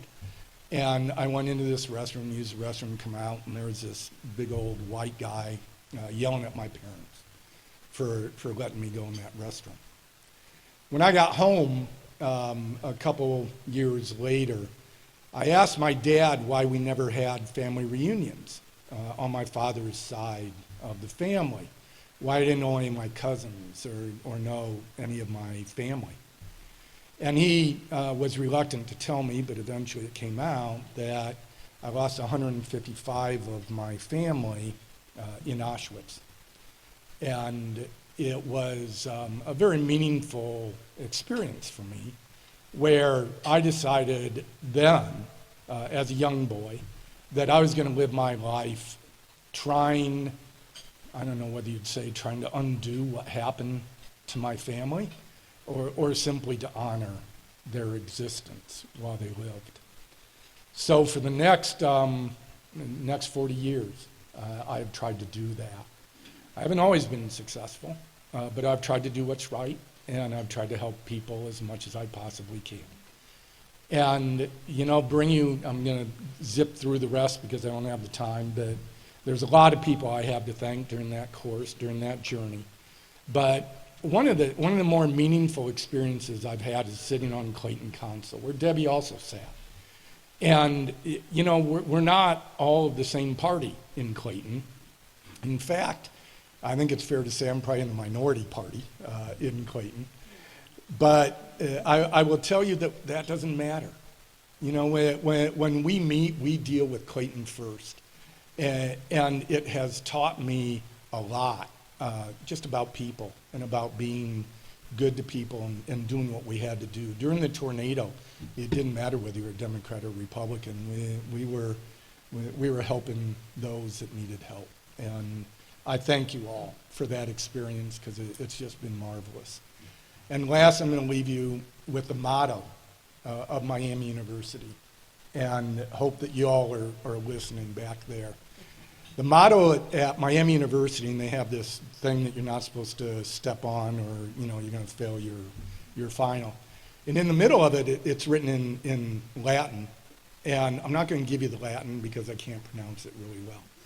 But what it means is to accomplish without being conspicuous. And that, I think, is what life is supposed to be about. You just do what you have to do. You put your nose down and you work hard and you help people and you try to do the right thing. And I thank you for this honor. Both Debbie and I thank you very much. Thank you.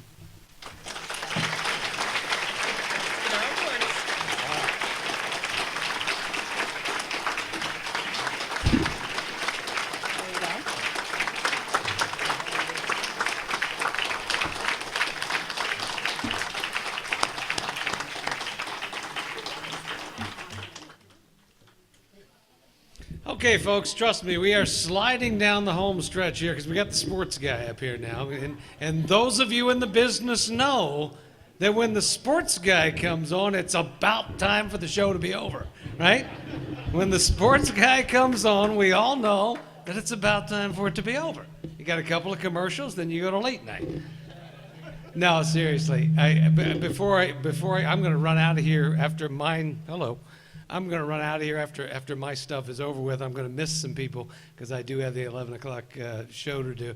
But I'd be remiss without talking about a couple of people, Don Brown being one of them. Don was a guy that I nominated for this honor this year. And I don't know that a lot of people, surely you know, Don made his living at Channel 22.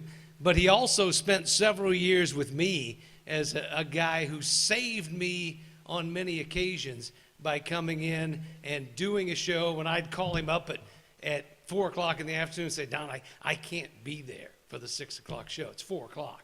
And Don would be there and get the show done. So the consummate professional and a better friend than he is a broadcaster. And congratulations to Don Brown and just an outstanding guy. And one other person, we've got a good group here from CMG. Donna Hall is somebody that our paths never really crossed. They kind of bumped into each other because Donna was radio, I was TV for the most part, but she has gone on to do so many great things. One of those was not marrying Larry Moore because, she stole him away from me. Larry worked with me. Her husband was a guy that worked with me for a long time, but it's such a great family. And you've done such a great job for Cox, and congratulations. Okay, now that I've gotten my stuff out of the way, let's get on to our next honoree. He's a guy who knows how to be successful, not just by a microphone, but making chicken too.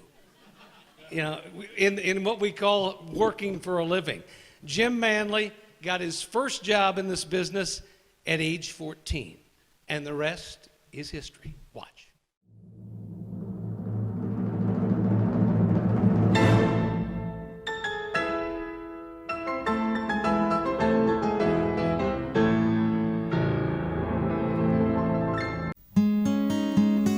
As a young man in Toledo, Jim would duct tape a transistor radio to his head while riding his bike and dream of a job like the guys in his hometown on CKLW. Well, that dream became a reality when he got his first job at the age of 14 on WPOS in Holland, Ohio. Jim had mentioned to his dad that he wanted to check the radio station out, which call letters stood for We Proclaim Our Savior. Jim walked in and the pastor, Shepler, knew him, so he let him take out the trash. Jim then discovered AP and UPI wire copy and was forever hooked. Jim DJ'd at the Dixie Electric Company all over the state, including Dayton, from 1975 to 1983 at the height of the disco era. He gained valuable experience working with the public and honed his skills experimenting with music and presentation. During the Dixie years, Jim worked with people like Bill Gerling, George Janke, Chuck Browning, Tom Carroll, Bob Clark, and Michael McConnell. While at the Dixie, he also jumped back into radio at WBZI in Xenia in 1982. He used the name Jim Williams as his brother Bill had passed away, and he used his brother's formal name as a remembrance. In 1983, Jim went to work at WTUE, and in 1984, Don Schwartz asked him to change his air name back to Jim Manley so he could be teamed with Bill Stanley and Major Dick Hale for Manley, Stanley, and Hale on WONE. Jim emceed numerous charitable events while on WONE, including Easter Seals and Radiothons, which he hosted with David G. McFarland. Well, the first time I met Jim, he was working at this enormous nightclub called the Dixie Electric Company. The first night that I was out there, we were having a country night, and no offense, Jim, but I said, Jim, you are so good, you need to be on the radio. And I went back and talked to folks at the station, and ended up he worked at WTUE and WONE with me, and turned out to be even better than I thought he was going to be. In 1987, Jim joined WHIO Radio, working for the very popular Lou M, where he interviewed people like Bob Hope, 60 Minutes producer Don Hewitt, and even Paul McCartney before he was a Sir. In 1989, having had success at WONE with the country format, Jim was asked if he would be interested in taking market-dominant WHIO-FM on WHKO to a country music station. He flipped the switch on a new music format at WHKO K99. That became very popular in the Miami Valley. The station was not an immediate hit, but the decision was a good one, as K99.1 FM just celebrated its 30th anniversary this year as one of the nation's top country stations. In 1999, Jim was recruited to become the in-house agency for Frickers USA, where he was in charge of a major advertising budget. His radio background played a large role in his success with Frickers restaurants, as he was able to connect each individual restaurant with the communities they serve, each one assisting in raising money for charitable events in their community. In 2016, Jim briefly made a return to radio at WCLI 101.5 Hank FM, where he began hosting Manley in the Morning. Jim loved the people and the chance to learn new systems and create new memories. But most days turned into 17 to 20 hours as he was still working full-time at Frickers. With family life being so important to him, Jim returned to a normal workday at Frickers. Jim's success in both roles, broadcasting and marketing, all came about when a young boy in Toledo, Ohio, taped a transistor radio to his head while riding his bicycle and dreaming of a job in broadcasting. When you talk to different people about, gee, who you remember, or who made a mark on you in broadcasting in the area, almost everybody is going to mention Jim Manley. The Dayton Area Broadcasters Hall of Fame is pleased to welcome Jim Manley to the class of 2019. Ladies and gentlemen, Jim Manley.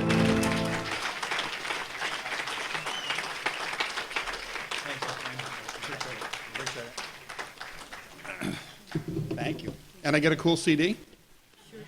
Extra fine. Hey, listen, I brought some spontaneous comments.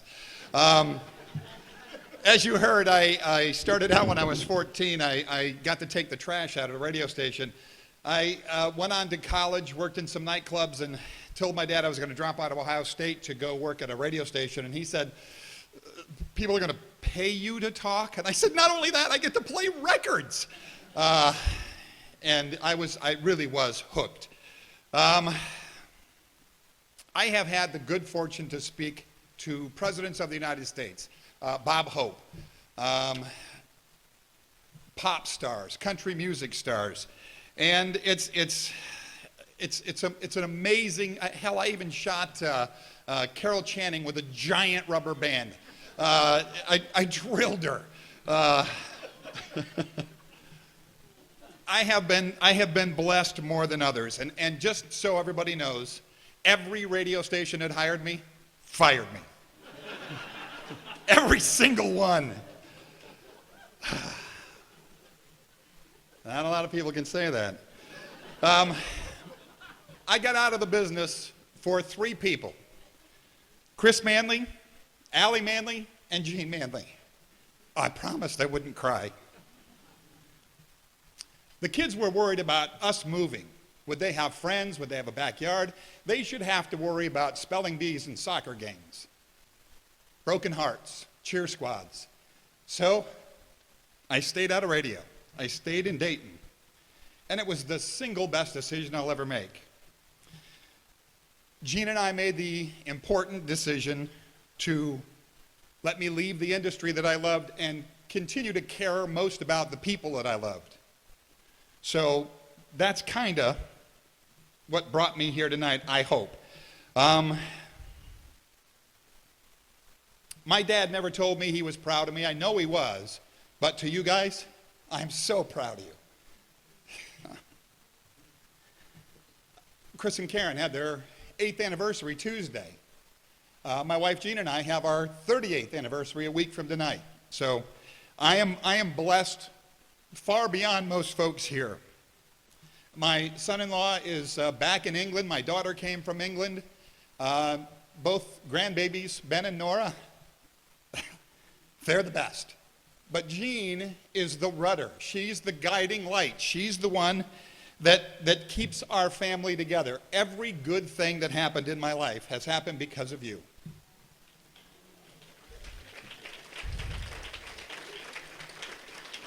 This morning, when we were getting ready to go to work, she gave me a hug and said, "It's Hall of Fame Day."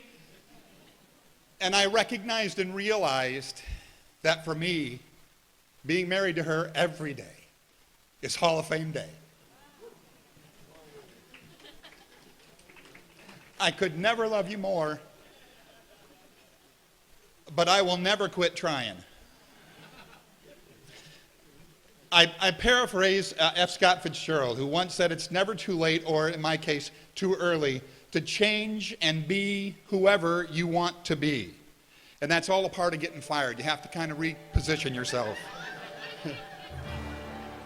Is that it? Am I done? Am I done? I'm wrapping it up. Debbie Lieberman, finish this for me. Listen, thank you all very much. I can't tell you how much I appreciate it. It's a great honor. Mike, they're rolling me out. Thanks, buddy. Thanks, Bill.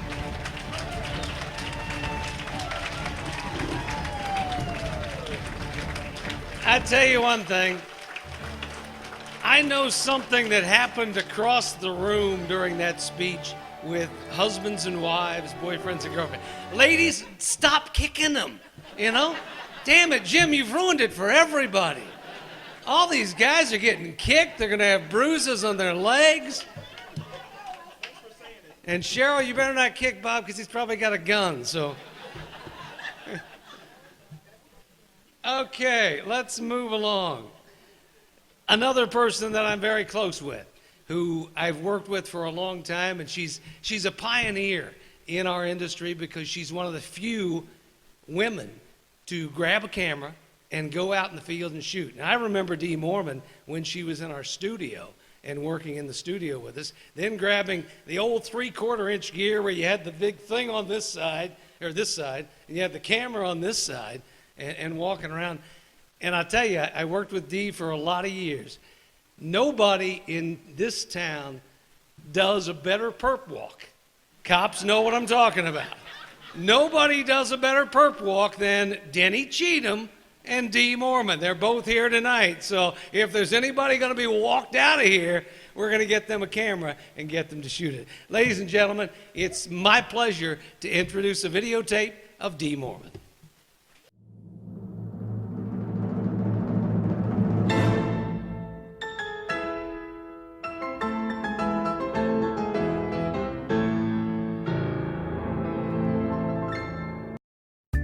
A graduate of the last class of Dayton's iconic Julian High School, Darlene Dee Mormon has become an icon herself in Dayton news videography. Dee started part-time at WHIO-TV in 1974, certainly never realizing she'd retire from the station 42 years later. Her first 5 years had her working in the studio, running camera, adjusting lighting, and rearranging the set. She finally convinced news director Jack Hurley to hire her as a photographer-videographer in 1980, one of 2 women photographers who were among the last to use film cameras. As Dee graduated to a 3/4 inch recorder deck on her shoulder, despite the weight of the camera, Dee's awards were numerous. Best of Show, First Place Ohio SPJ Award 2015, Best Team Entry ONPA 1985, and again in 1985, Best Team Entry. Dee proved she could do more than do the job when she operated live trucks, not only shooting video, but editing video and repeatedly turning out quality work. I have the utmost respect and admiration for Dee. She worked at Channel 7 as a videographer from her 20s until she retired in her early 60s. She was one tough cookie, out in all kinds of elements, setting up live shots, shooting, editing, helping produce packages. One thing that I really respected about Dee is that she was so smart that you could go on a story and ask questions of the person. You're the reporter doing the interviews. And Dee would always think of another question that I never thought about to ask. She's sharp, she helped you develop your story. The younger people, as she got older, looked up to her as a mentor. They knew she was going to take care of them. Now she'd tell you right now what you needed to do.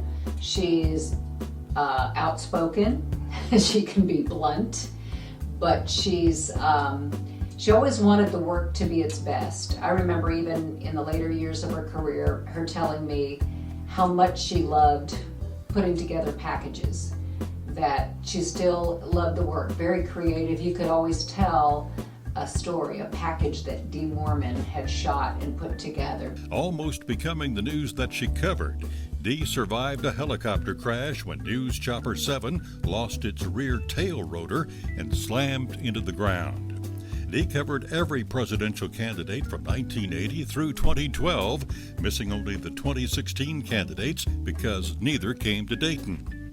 42 years of quality news video and editing for WHIO-TV. Dee Moorman is truly a pioneer, and we welcome her to the Dayton Area Broadcasters Hall of Fame 2019 class. Ladies and gentlemen, it's my pleasure to introduce Darlene Dee Moorman. And by the way, the helicopter that crashed was not that one you saw on the screen there. It was one of those little bubble top jobs. Thank you so much. So, I'm usually behind the camera, so this is really scary. So if I'd only known what they'd have put in that, I would have written a different speech, so I'm sorry. In 1971, my all-girls Catholic high school, Julianne, was staging a play, and in the back of the house, in charge of lighting and sound and all things technical, was a gal named Judy Kaufhold. In the front of the house, in the title role of Alice in Wonderland, was Martha Dunsky, and I was cast as the Mad Hatter. Fast forward to 1974, when I had completed 1 year at St. Louis University, and I decided not to return in the fall because I was never going to pass that math class. So I knew Judy was working in the engineering department at WHIO. And so I contacted her, and she let me know when there was an opening in the studio camera department. And from there, I was able to reconnect with Martha Dunsky, who was the first female photographer in the market. And Martha would take me out on weekends, and she taught me the craft. So when the next position opened up, Jack Hurley gave it to Byron Sturzman. But I hung in there. And so the next time, Jack hired me, and then they could not pry me out of there with the crowbar.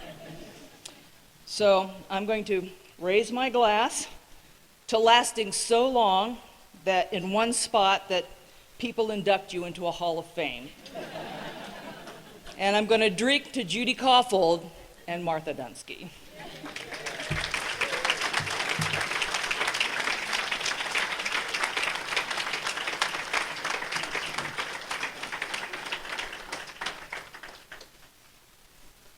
Our next honoree is another person that I know very well and have enjoyed working with her since 2001, I believe it is. Letitia Perry does an outstanding job at WHIO-TV and has since she walked in the door. She's an outstanding anchor, she's an outstanding reporter, but Above all that, she is as nice a person as you'll ever want to meet. It's my pleasure to show you a video of Letitia Perry.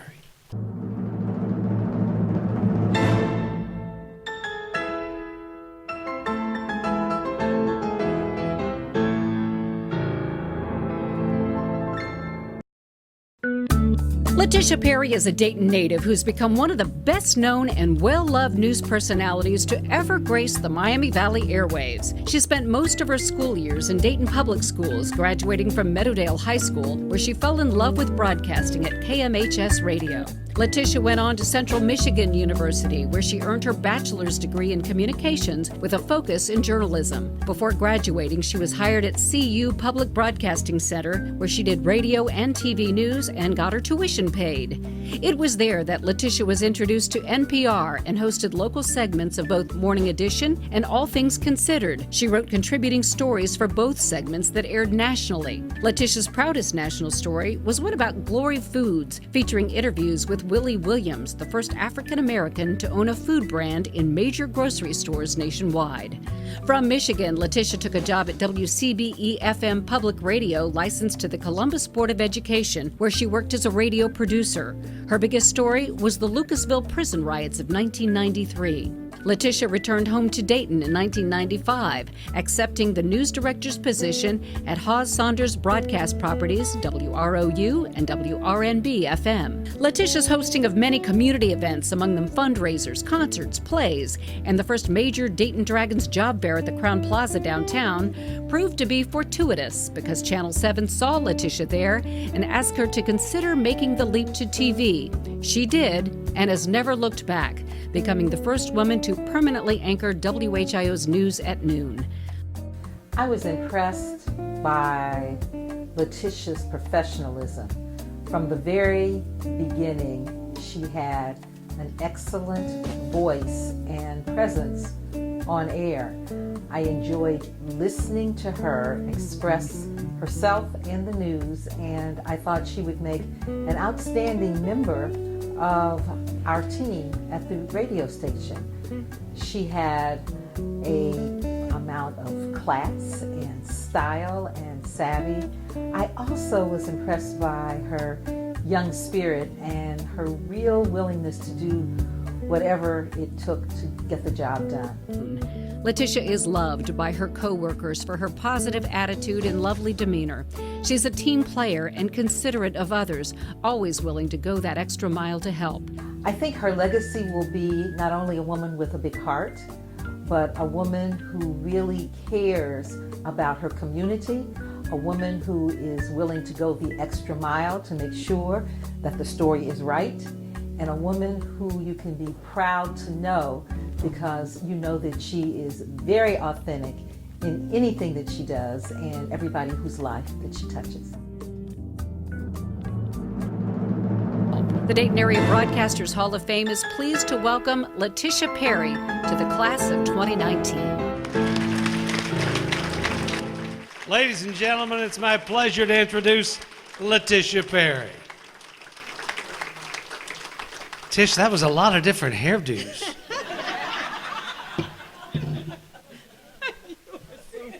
And by the way, so I know he's timing me. Okay. First, giving honor to God, who is just incredible, incredible, and I'm just daily impressed by how he's orchestrated my life, and I just love God. So first, giving honor to him. And then to my family, past and present, my mom and my Aunt Ruby, who could not wait to be here. I mean, she talked about this forever, and God called her home 3 weeks ago. So she could not be here, but I honor her tonight. To my children who are here, my twins, Jade and Jewel, and to my brother Vincent, who is here, and my family as well, who is here in the front, I honor you and I thank you for coming. Also, to my co-workers, past and present, many of whom are being inducted today with me. So exciting. Thank you to my friends. I have a table of friends. I have 4 tables here, but I have a table of friends who thought it not robbery to be here with me tonight, and I thank you. To Denny Cheatham, who honored me with the nomination. Denny, where are you? Everyone in this room knows Denny Cheatham and Howe. So thank you to Denny. And to my mentor, who you saw in the video, Ronita Hawes Saunders, who gave me my first job here in the city of Dayton when I returned with U92, WROU and WRNB. Thank you so very much for all that you are to me. To the mayor of the city that I live in and my friend, Mayor Mary McDonald is here. Thank you so much.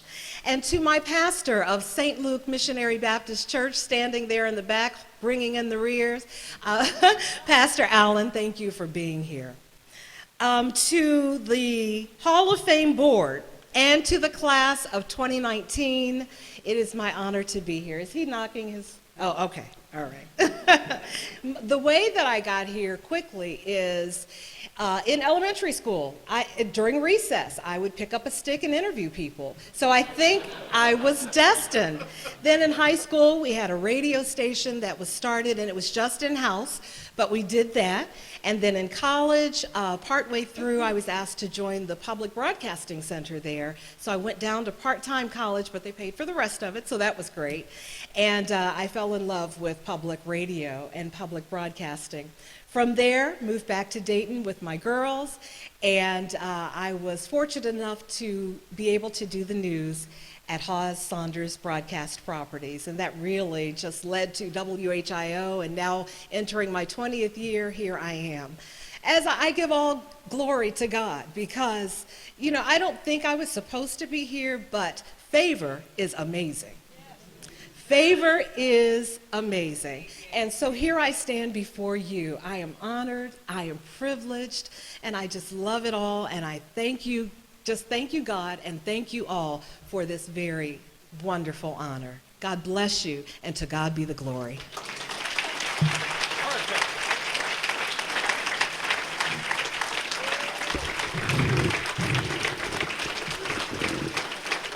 Thanks, Tish. Right on time. Way to go, girl. Right on time. Our next honoree is another one that has worked with all of us in the Channel 7 newsroom for a long time. And Byron Sturzman has handled a little bit of everything. He can shoot breaking news. He can shoot sports. He's shot for me before. We've sent him out to high school football games. The problem is Byron made him too damn pretty. You know, high school football is supposed to be mean and rugged, but Byron came back with some really good stuff, and he just didn't. We were wasting talent having Byron shoot high school football. Byron's best effort is telling stories, and nobody in this market with a camera on their shoulder tells stories any better than Byron Sturzman. Let's watch the video with more about Byron Sturzman.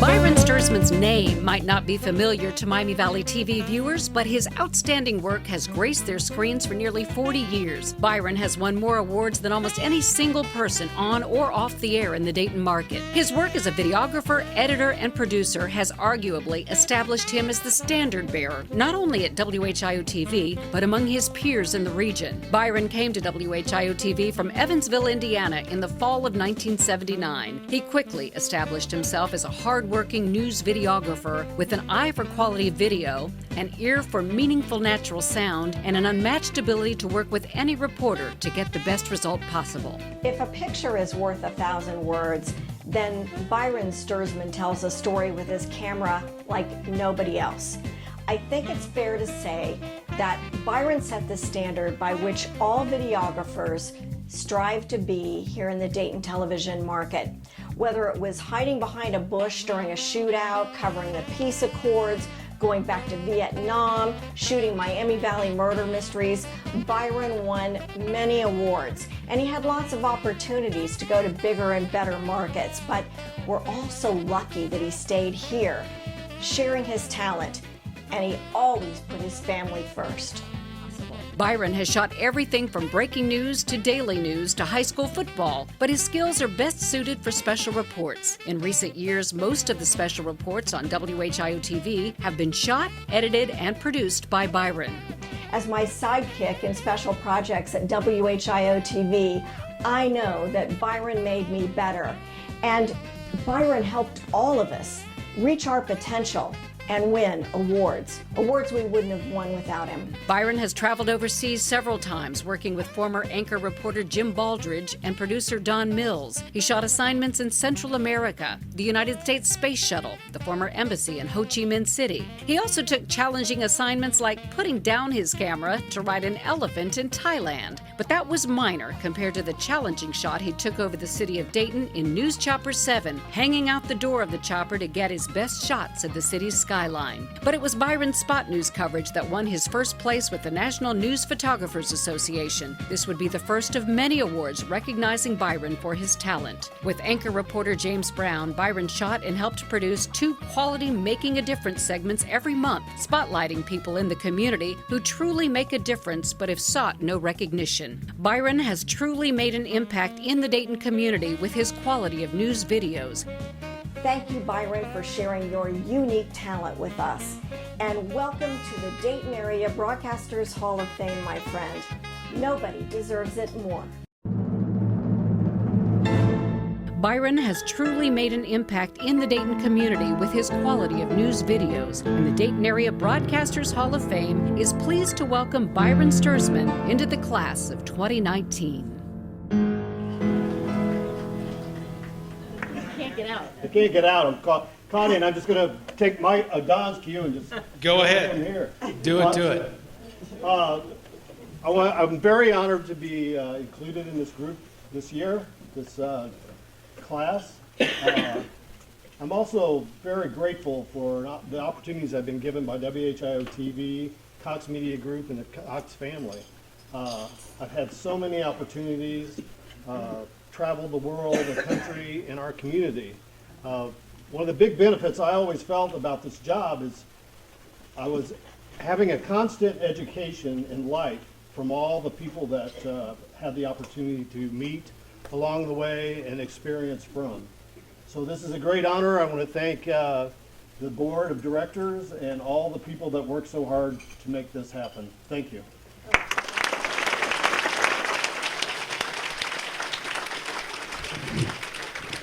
It's only fitting, isn't it, that Byron's trapped by a camera and a tripod back there.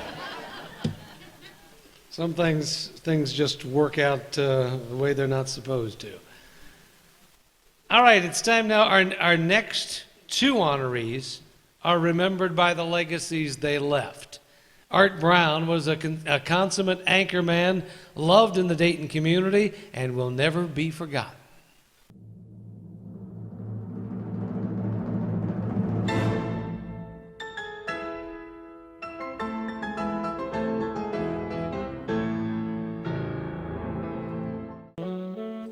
Art Brown's first job in broadcasting was at a radio station in his hometown of Terre Haute, Indiana, and he was just 16 years old.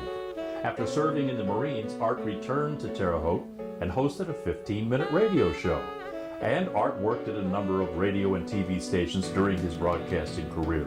As a reporter anchor in Lima, Ohio, Pittsburgh, Pennsylvania, and San Francisco, California. It was there where his famous lines in the Clint Eastwood movie Magnum Force will always be remembered. Leader Carmine Ricca was acquitted on a technicality. Ricca had been charged with complicity in the murders of labor reformer Anthony Scarza and his family. That was Magnum Force, the Clint Eastwood film in which Art played the role of, what else?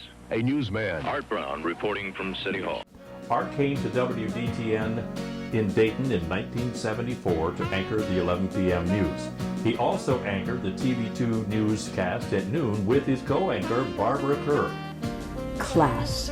Whenever I have been asked to describe Art Brown, that's the word I've always used. The man had class. He was the consummate professional, on and off the air, kind and thoughtful, a true gentleman, loved by everyone. So much of the news that's reported tends to be sad or negative, But Art always liked to end a newscast, or perhaps just a story, with something that left people with a good feeling.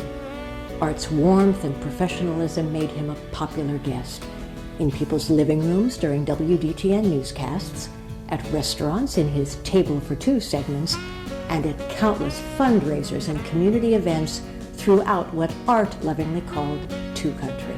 Art witnessed profound changes in broadcasting during his career. His earliest stories were on film. Later, they were on videotape.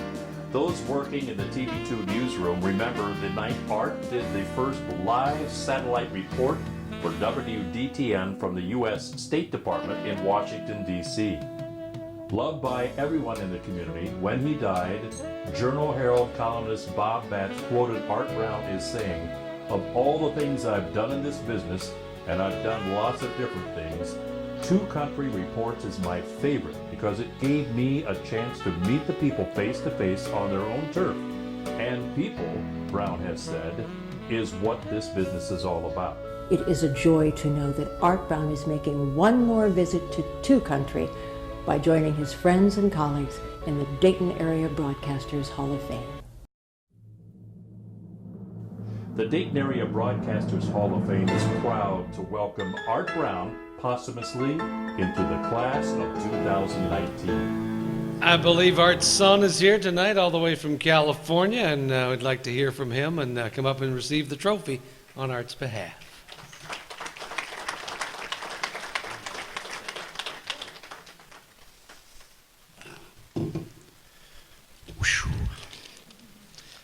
Well, I just want to thank everyone here for honoring my father tonight.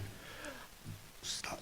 My father was definitely a man of the news, but even more so, he was a man who loved people, and that more evident than when he came to Dayton and WDTN for the last 10 years of his life. My son, who was also here tonight, was born just months before my father passed away 34 years ago, and they sadly never got to meet. But we are both very proud and humbled to be in the room with all of you, accepting this award on his behalf.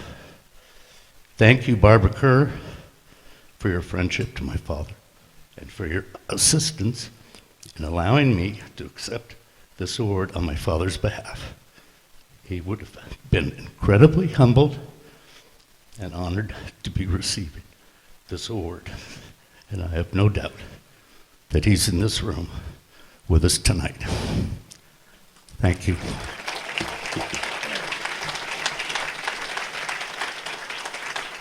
you very much. Thank you.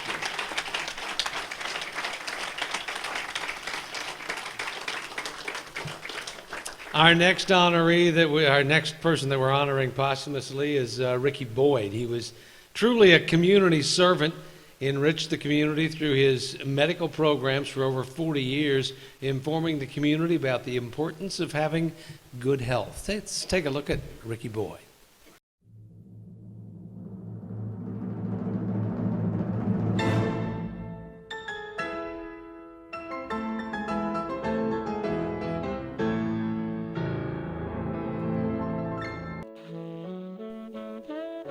Ricky Boyd was truly a community servant. Wherever there was a need, Ricky Boyd was usually there. But that was his nature. For 40 years, Ricky worked in numerous capacities educating the public about health. He was the first African-American director of the Montgomery County Health Department. He served on the Dayton Public School Board for 2 terms. But his best work came through the many years of educating the public about good health through his TV show called To Your Health on the City of Dayton Government Access Channel, and through a program he broadcast on WDAO radio called Medicine Chest.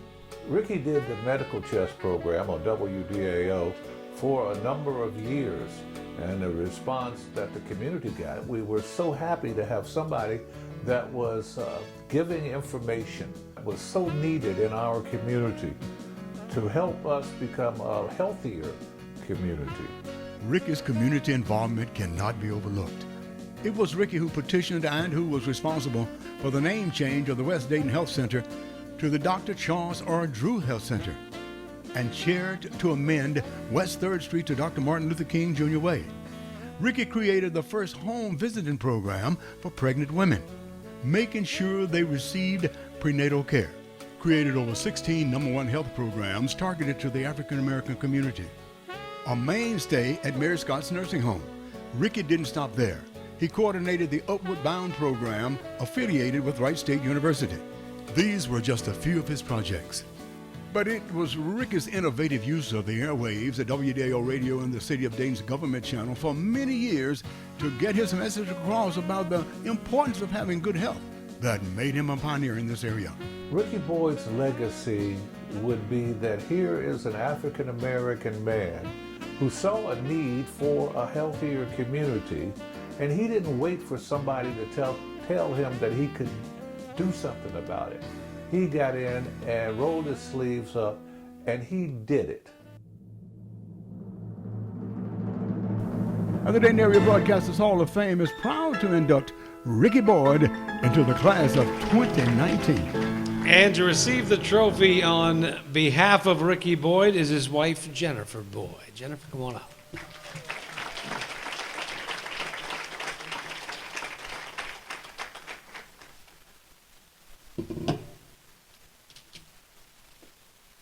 Good evening.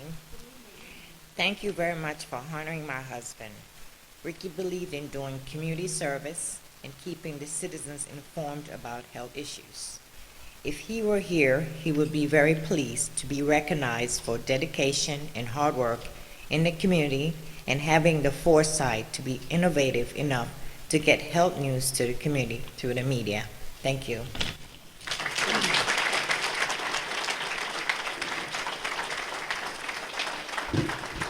So that almost wraps things up. We've got to bring Sharon and Sissy up here to close things out. I'm going to run around this podium, head out that door, because I've got sports to do at 11 o'clock. Thank you all very much for having me and Megan and Mark as your host this evening. We appreciate that very much, and have a great evening. Please drive carefully on your way home. Ladies, take over. Stay right there. Yeah, gotta go. I can't believe you didn't say that. I was waiting for that. You want me to start? I am really happy that all of you showed up tonight, really. And I know that you met each other, right? No? Okay. Well, anyway, we would just like to thank you all for coming. It's been a beautiful night. And thank the judge there, Judge Rice, for not speaking too long. They didn't play the music, so you must have been all right, huh? Because it wouldn't have done anything. It wouldn't have done anything? Okay. No. But anyway, thank you so much for everybody, and we really enjoyed having you. I'd like to thank Steve Ross and DATV. Where's Steve? He's back here in the corner. Oh, there he is. Stand up, Steve. There you are. Thank you. And Jason Michaels. Thank you, Jason. You probably hear his voice on WHIO all the time. He's on during the day, does the weather, he does the sports, anything that comes up in the news. He always usually says, breaking news on Philadelphia Drive, blah, blah, blah. Okay. And who else is this? What did I write? It. Oh, that's it. It's Sharon Davis. Howard. Oh, my goodness. Did you all have a good time? Thank you so much. I didn't think we could get 14 done in a little over 2 hours. That's amazing. I also want to say thank you for, we had no idea that it would be this tight because so many of you kind of came in at the last minute and we squeezed people in. So if it was a little uncomfortable, I'm sorry. But we wanted to make sure everybody who wanted to come could get here. So we're just family now. So that's all that means.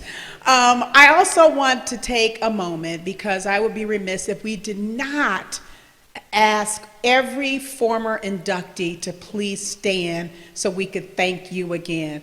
All former inductees, please stand and give them a big round of applause. We have a number of them in the room.